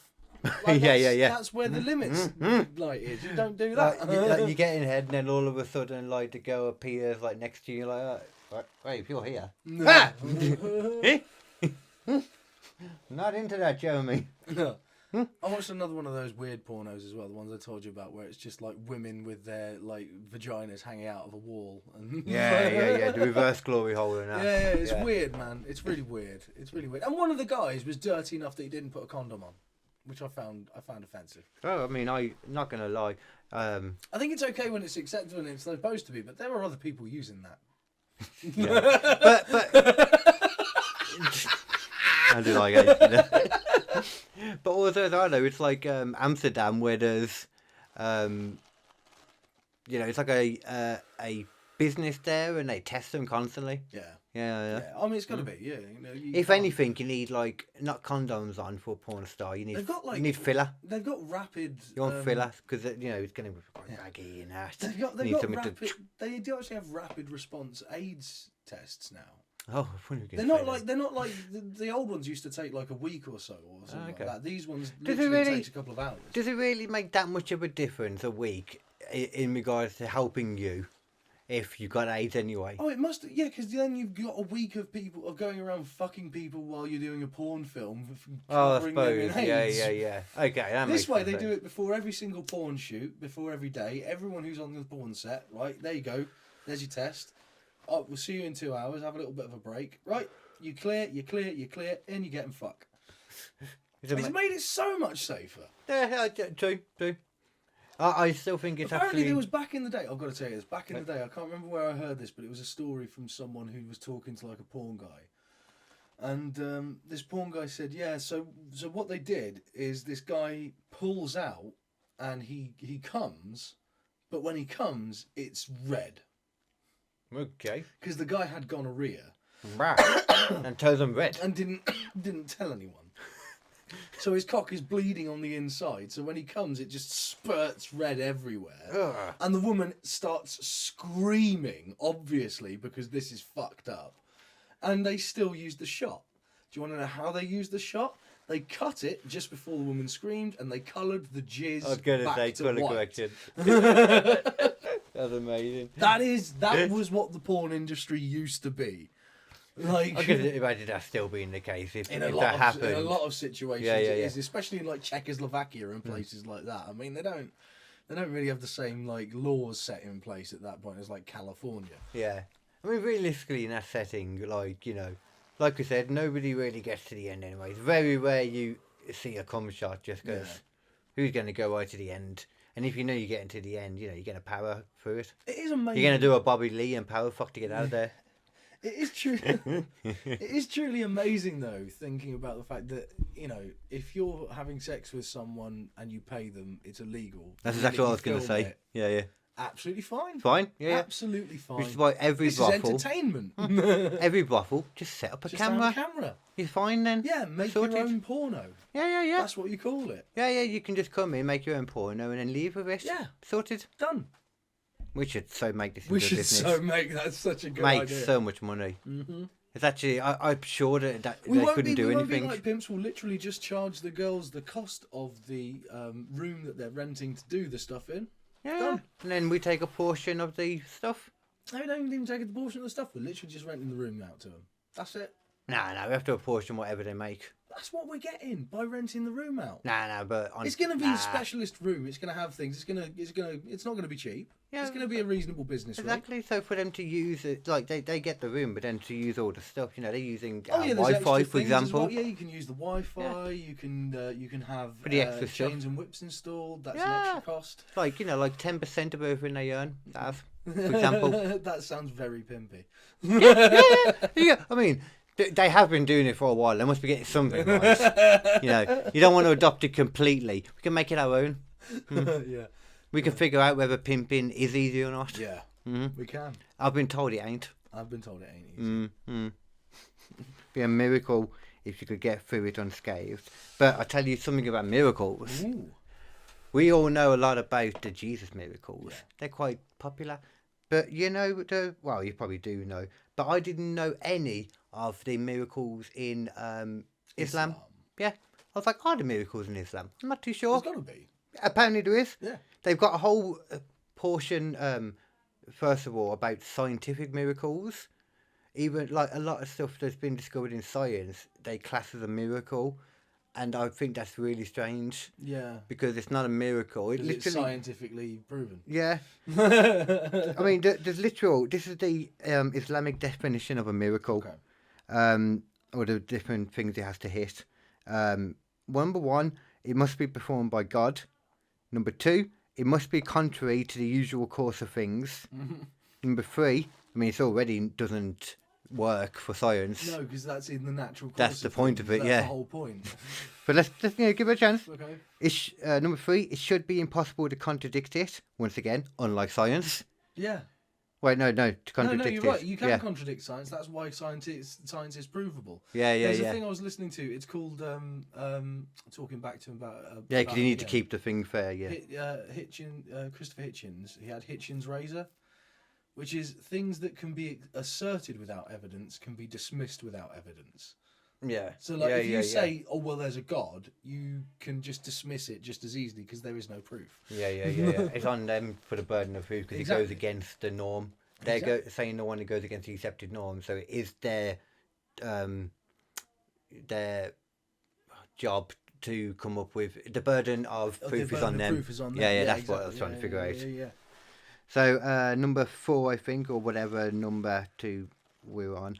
It must happen at the hands of him who claims to be an apostle. So it has to be done by the prophets and stuff, I think that means. Not even by... It has to be done by someone who's a Muslim. Is that... an apostle, that's not a prophet, is it? No. Yeah, okay. Yeah. So if you do a miracle and you are you're Jesus, and you are Christian, they don't believe it. No. Get away. We call our God by a different name. Therefore, different. It must same. But same. Yeah. It must be in conformity with his announcement of it, and the miracle itself must not be a disavowal of his claim, so it can't go against his teachings, I guess that means. Yeah. We're all fine with it unless it proves that God doesn't exist, and then we're like, that's suddenly a problem. Get away. Not doing that. Nope. Don't believe you. And last one, once again, pretty much the same one again. It must follow on his claim. It's the same thing, basically. Okay.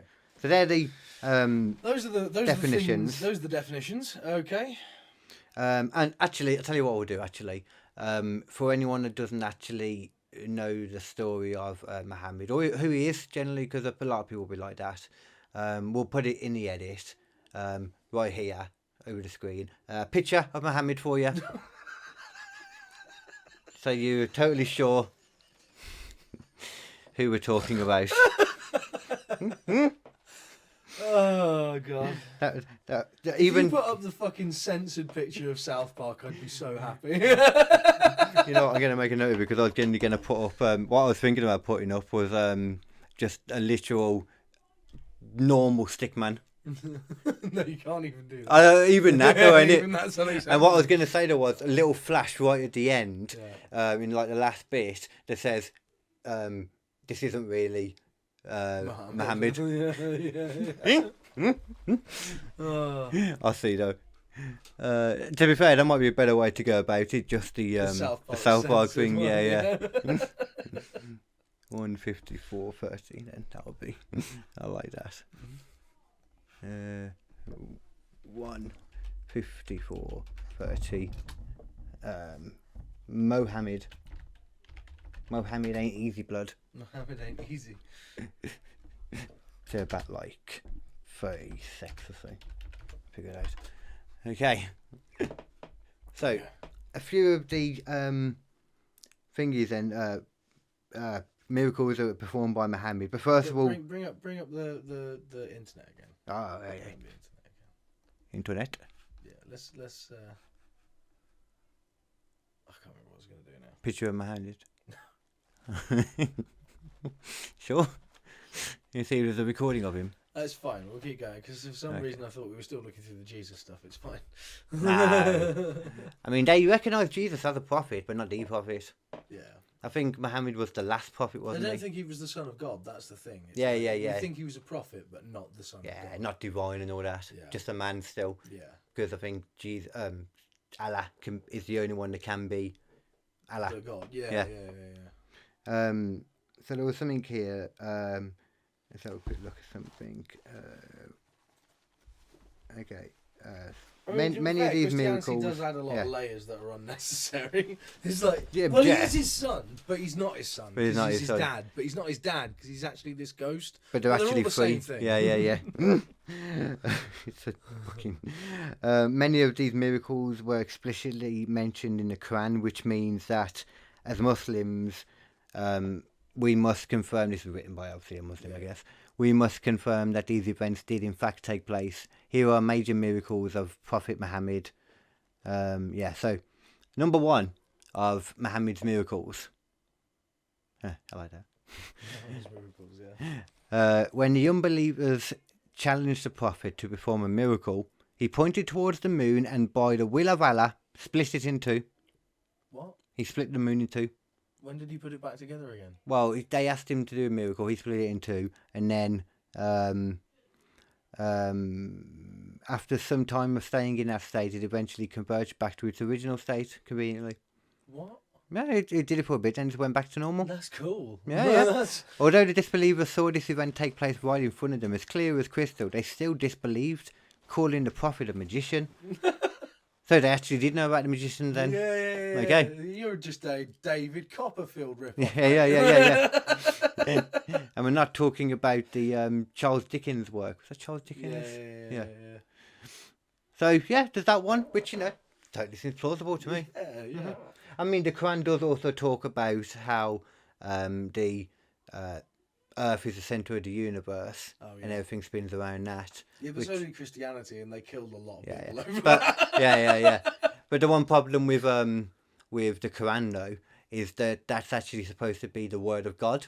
Yeah. So you're literally supposed to believe everything in there by their beliefs. Yeah, but same with like evangelical Christians as well. That's part of the evangelical Christian thing. Is that the Bible is the word of God. You have to believe 100% every word of the Bible. I mean, don't get me wrong. I disrespect all religions equally. Yeah. Yeah. All about equality here. Yeah.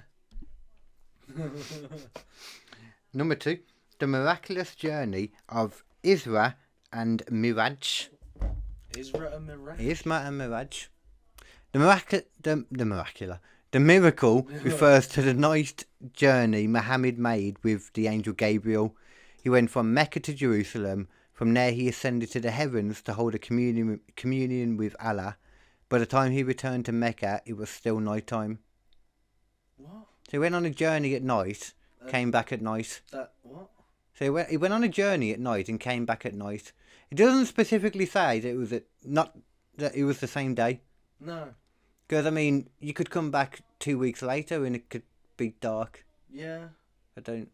Okay. That's what happens when you split the moon up, though. It fucks up. It does. It fucks it all up. Yeah, Right? it fucks up everything. God. That's probably what created Noah's Ark as well. Yeah.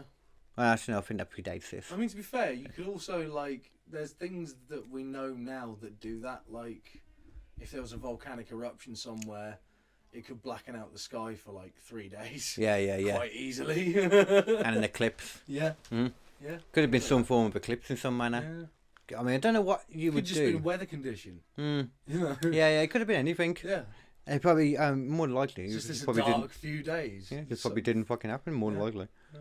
I mean, we don't really know about what, we don't really know here about what goes on with the weather stuff there, like some of the weird weather phenomena that happens everywhere. And in a really hot, dry place as well, you imagine that kind of happens a lot. Yeah. Or I imagine there's a chance of that more so. Especially when you're also in an area that is rife with hallucinogenic cactuses. Cacti, sorry. Hallucinogenic cacti are fun. And on that, I haven't actually tried any of that actually, but it sounds fun. yeah. I like I said, I would be slightly into. I would slightly be into the idea of like a guided journey on like ayahuasca or peyote and that. Peyote sounds like fun. Yeah. But you'd have to be careful about what plant it is that you are indulging in, because some trees cry. The prophet would rest against a dried trunk and would deliver his sermons from there. When the prophet's companions finally built him a pulpit to give the Friday sermon from, he heard a sound that resembled the crying of a baby camel. Baby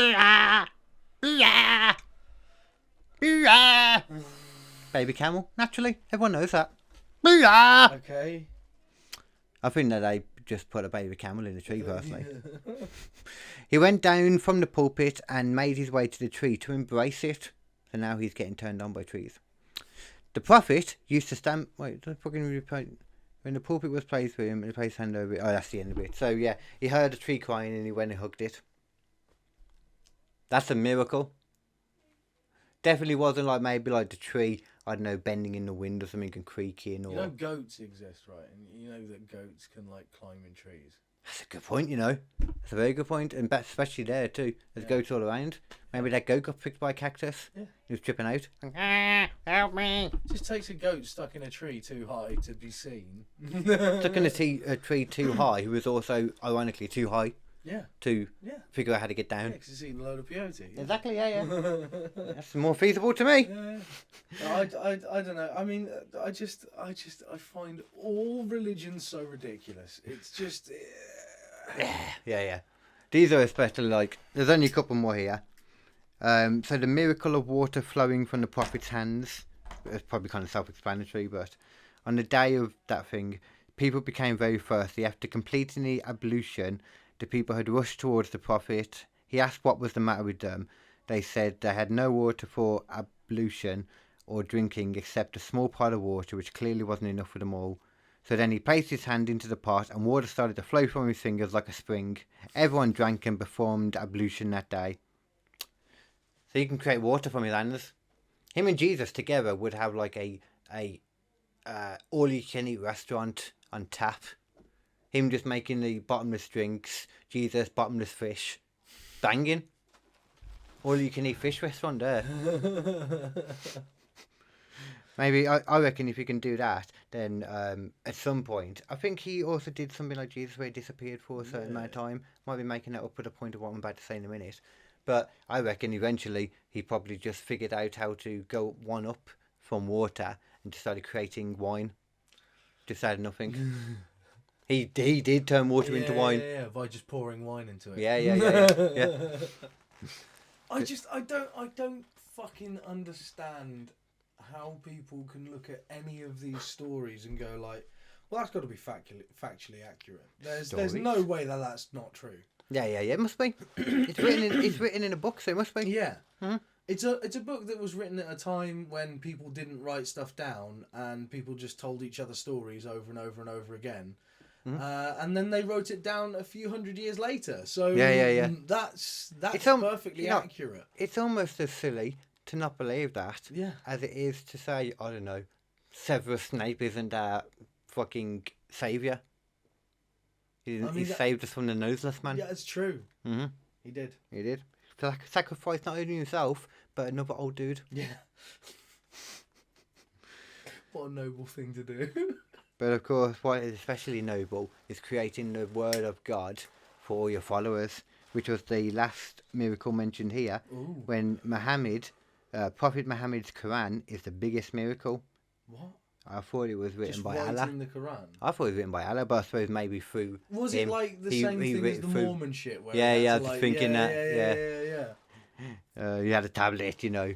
He went off. Yeah. It's like the burning bush story. Yeah. So that's definitely not, they came back to it and it was the same the next day. It wasn't damaged at all. Maybe because it's more likely you got stabbed by one of these cacti. I love the fact as well, the Mormon thing was so fucking blatant. It goes like, oh, it's unreal, ain't it? I had to read it from the book of Eli, but now I'm having to read it from the book of Nephi. So it'd be the same basic thing, but just slightly different. Yeah. Come on, man. But the people believe that shit, man. There must have been a portion that didn't believe it. So good at explaining stupid religions. Yeah, they did it for the Mormons and they did it for the fucking... The whole musical for that. Yeah, and they did it for Scientology as well. But the Mormon song they have in South Park. It's just Dum dum dum dum dum. It's so goddamn good. Yeah, Like, yeah. Jesus. Dum dum dum dum dum dum dum dum dum dum dum dum dum. Okay, yeah. So the last one is exactly what we were saying. That basically he writ the Quran. The Quran, yeah. That's a It miracle. will stay unchanged from the end of time. I've written the book. Am I miraculous? If you say it was from God, then sure. I think that's probably put me in the sights of being like really heretical right there. I do apologise. I don't just take the piss out of that religion. I do take the piss out of all religions. You are all equally fucking. Yeah. Buddhism, Christianity, Islam. If it makes you happy, I'm happy for Judaism. you. I have just no interest in it. Even your Shinto guys. Yeah. You're full of Shinto, you are. So yeah, I didn't realise that then. I assumed like maybe they didn't know who writ it because maybe Allah writ it. But no, turns out he Muhammad writ it, and as Allah. Yeah. So They were using Muhammad as a vessel. Yeah. So you hear that kind of stuff, and you're like, wow, it'd be ridiculous for them to really think there were like modern miracles going on, like in the last 100 years or so. No. There have been multiple events that have been deemed miracles in even the last 100 years. Yeah. I think the most recent one, from memory, I saw the other day. Oh, what was that? It was like like in the post 2000. Yeah. So 21st century? I can't remember when exactly though. Yeah. Right. This one in particular though is the Fatma event. Have you heard of the Fatma event? No. It's all about a Fatma. No, it's a Fatima event, not the Fatma. Fatima event. 1917. The story begins in the village of Fatima, Portugal. 1917, May 13th. On that fateful day near the tiny village, the Blessed Virgin Mary, Mother of God, appeared to 3 young peasant children. Francisco, Jacinta and Lucius, 10, 9 and 7. No. As was the custom, these youngsters were tending the sheep. You've heard this one? Yeah. Standing above a bush. Yes, she was standing above a bush. Yeah. The lady appeared and spoke to the children on the 13th day of each month thereafter. Yeah, of course. Through May to October. News of the apparition spread through the region, and the children recounted what they had told her with the messages and all that. While many people believed the children had actually seen the Virgin, many others discounted it. I'm just trying to see if anyone else. I swear, there was like a lot of people went up to see it. 3 days, nearly 70,000 people journeyed through the heavy rain and mud to the place of the previous apparitions to witness the miracle themselves. Some wanted to discredit it too, but suddenly the clouds separated and the sun appeared between them in a clear blue disc of white fire.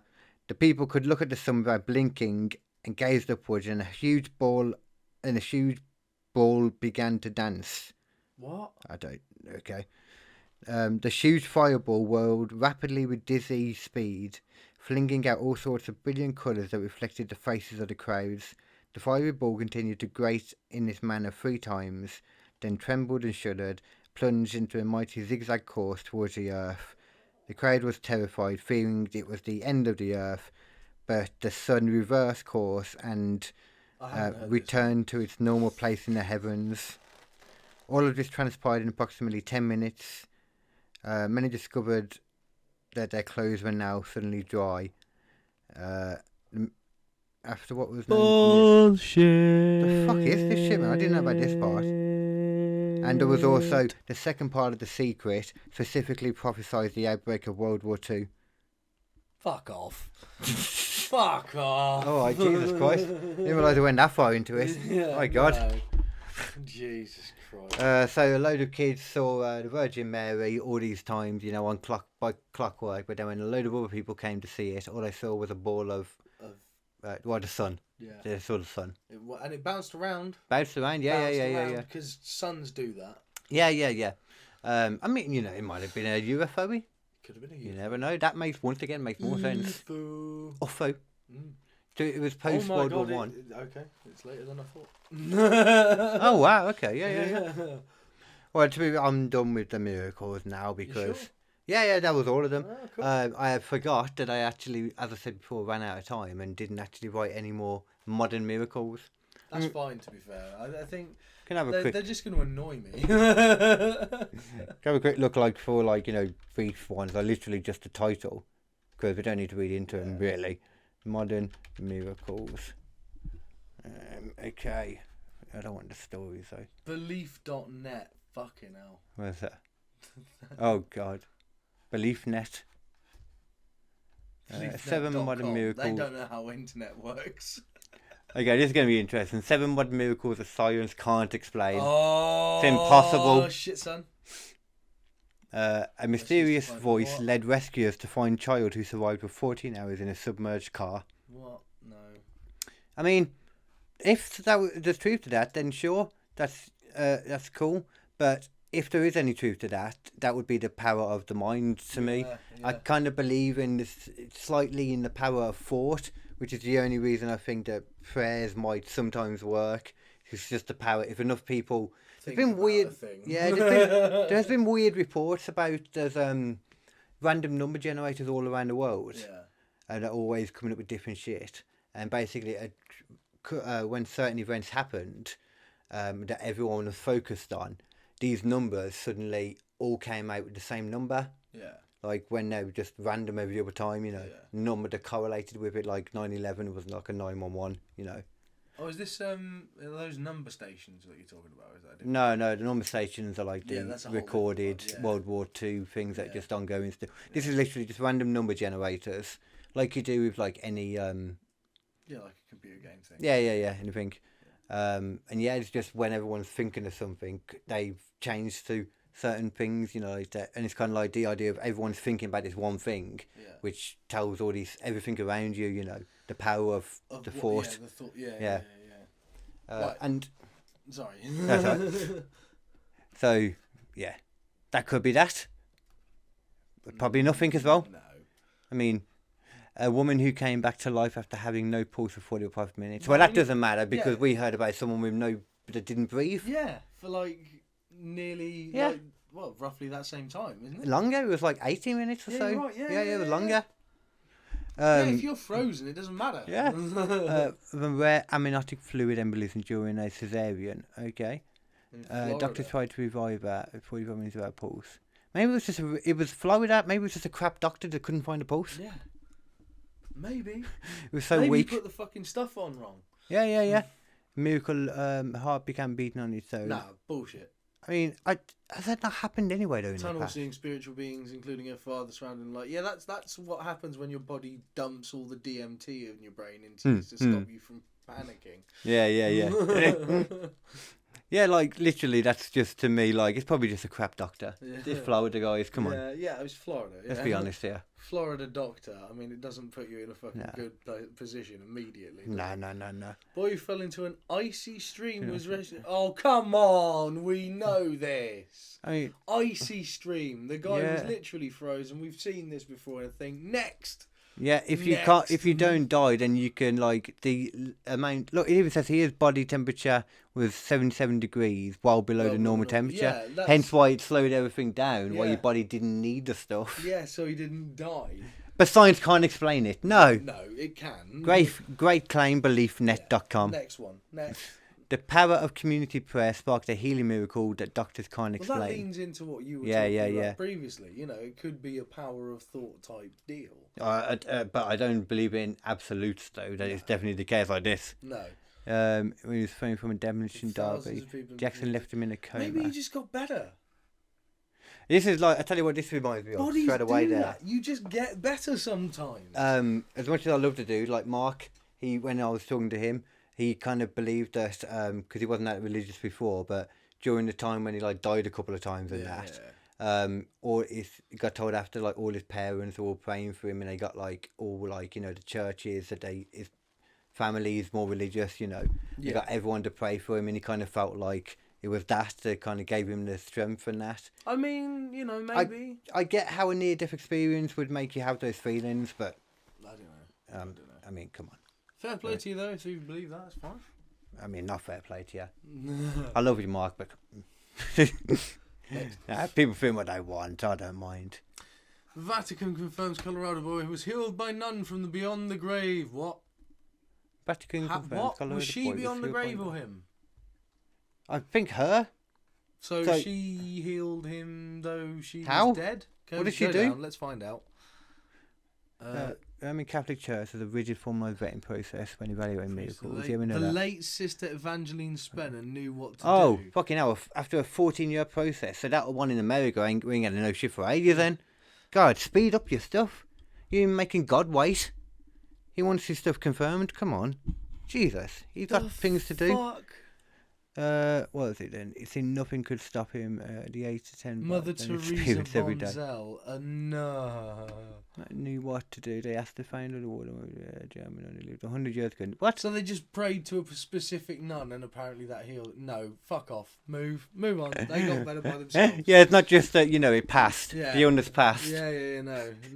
Because he was shitting it out. Like, next. That's fucking one. ridiculous, I'm man. out of this. No. How is this confirmed? God shows man the power of marriage during what? Life-threatening hold-up. Is What? that like a bobbing? Shot catch her fired serious- through his hand as remarkably his wedding ring deflected. I knew it. How is that Oh. a miracle? That's just... It goes on the... I can't remember the name of it, but the laws of numbers, the law of averages. Eventually that has to It happen. has to happen. Yeah. Scientifically proven it has to happen. Yeah. My God. Oh God, Jesus. Pope Francis. No. A red blood no, miracle. Isn't he quite a new one? Not a chance. Pope the Pope was was martyred in... Christoval, the blood half liquefied. Oh, yeah, enough it can look for a vial containing... No, What? no. At Mass, hold on, the Pope was given a vial. When the Pope kissed the vial, the blood half liquefied. The Cardinal called it scientifically inexplicable liquefaction a miracle. Yeah. This was the first time blood has been liquefied by a Pope since 1848, when Pope Pius the Ninth did it.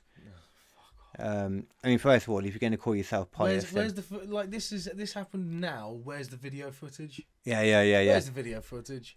And now we do kind of have the, we know enough about chemicals and stuff that I'm pretty sure you could probably figure out a way to do that. Yeah. Slightly freeze it maybe, and as you hold it in your hand and get warm enough, maybe put it in your mouth and blow hot air on it on the outside of it. Starts to liquefy, Yeah, not maybe. fully because it takes time to Because do it a there's few still times. a blood vial in there, still liquid in there potentially. Yeah. Yeah. Or, Right. I'm gonna have to fuck off. Okay, because okay. Unfortunately, I have sort of well, gotta get home. goodbye to the people. You want to give them your plugs quickly? Yeah, there's Post-Apocalyptic Metal Treehouse. That's available on Spotify, SoundCloud, Stitcher, iTunes. Wherever you get your Not podcasts. Stitcher anymore. Not Not Anchor anymore. no. Sorry, that's been not taken into Spotify. Yeah. Anchor. There's Adbreaker, which I will probably do more at some point. I just don't have the time. I've got stand-up gigs coming, which I'm looking forward to. I hope I can get some new set stuff sorted out. And other than that, not much. I need to make new post-apocalyptic metal treehouse. So, Ooh, Pamter. yeah. Anyway, Pamter. you'll go. So, one of the gigs you mentioned that you'll be on is the same one as it's being hosted by a particularly beautiful bugger, Yeah, myself, on the 28th of April at King's Eve Cricket Club. that's correct. With you, Taryn Jelly, Ed Sumner, Leanne Eastope, Gerbs Chima, James Brogan, and Griff. Myself hosting and opening, and Griff closing. Nice. And then also there should be another open mic type thing going on by then, because I'm still going to do it just because I want to do that stuff anyway. Yeah. Even if the comedy community just suck my left. But more podcasts. There's always Squishy Logic coming out. As this In Your Houses at some point, probably the Babyface. I've also got a new Twitch channel with the Goth. The name is probably decided by the time you're watching this, but we haven't quite decided it right now in real time. That's Maybe Playing with Fire. I kind of like that one. But Also, as well, you can catch me every Tuesday 2 till 3 on 2 till 3 p.m. on Switch Radio. And also, if you go on switchradio.co, well, I'll be doing a offbeat news thing for that. If you go on to switchradio.co.uk before the 18th of April as well, you can do a question. You can answer a question to be put into a prize draw to get 2 free tickets to that gig that I mentioned at the Kingsif Cricket Club. And all you have to do is answer which of these comedians is from Birmingham: Jimmy Carr, Catherine Ryan, Joe Lycett, or Dave Chappelle. Nice. Yeah. And I won't tell anyone the answer is Joe Lycett. Oh, Whoops. damn! Oh, yeah. Some of the listeners got a little bit. Oh my giddy! Funny. Oh, anyway. Yeah. And Wrestling with Egos as well, where I talk poop with some Americanos. But that's everything. Good enough. Oh, kdcomedy.com, check it out. Be there, be square, be whatever shape you want. Yeah, provided you fit in there. Yeah. But you can figure it out. Just all you gotta do, use a little bit of squishy logic. Yeah. Stay squishy. Squish it. Stay squishy.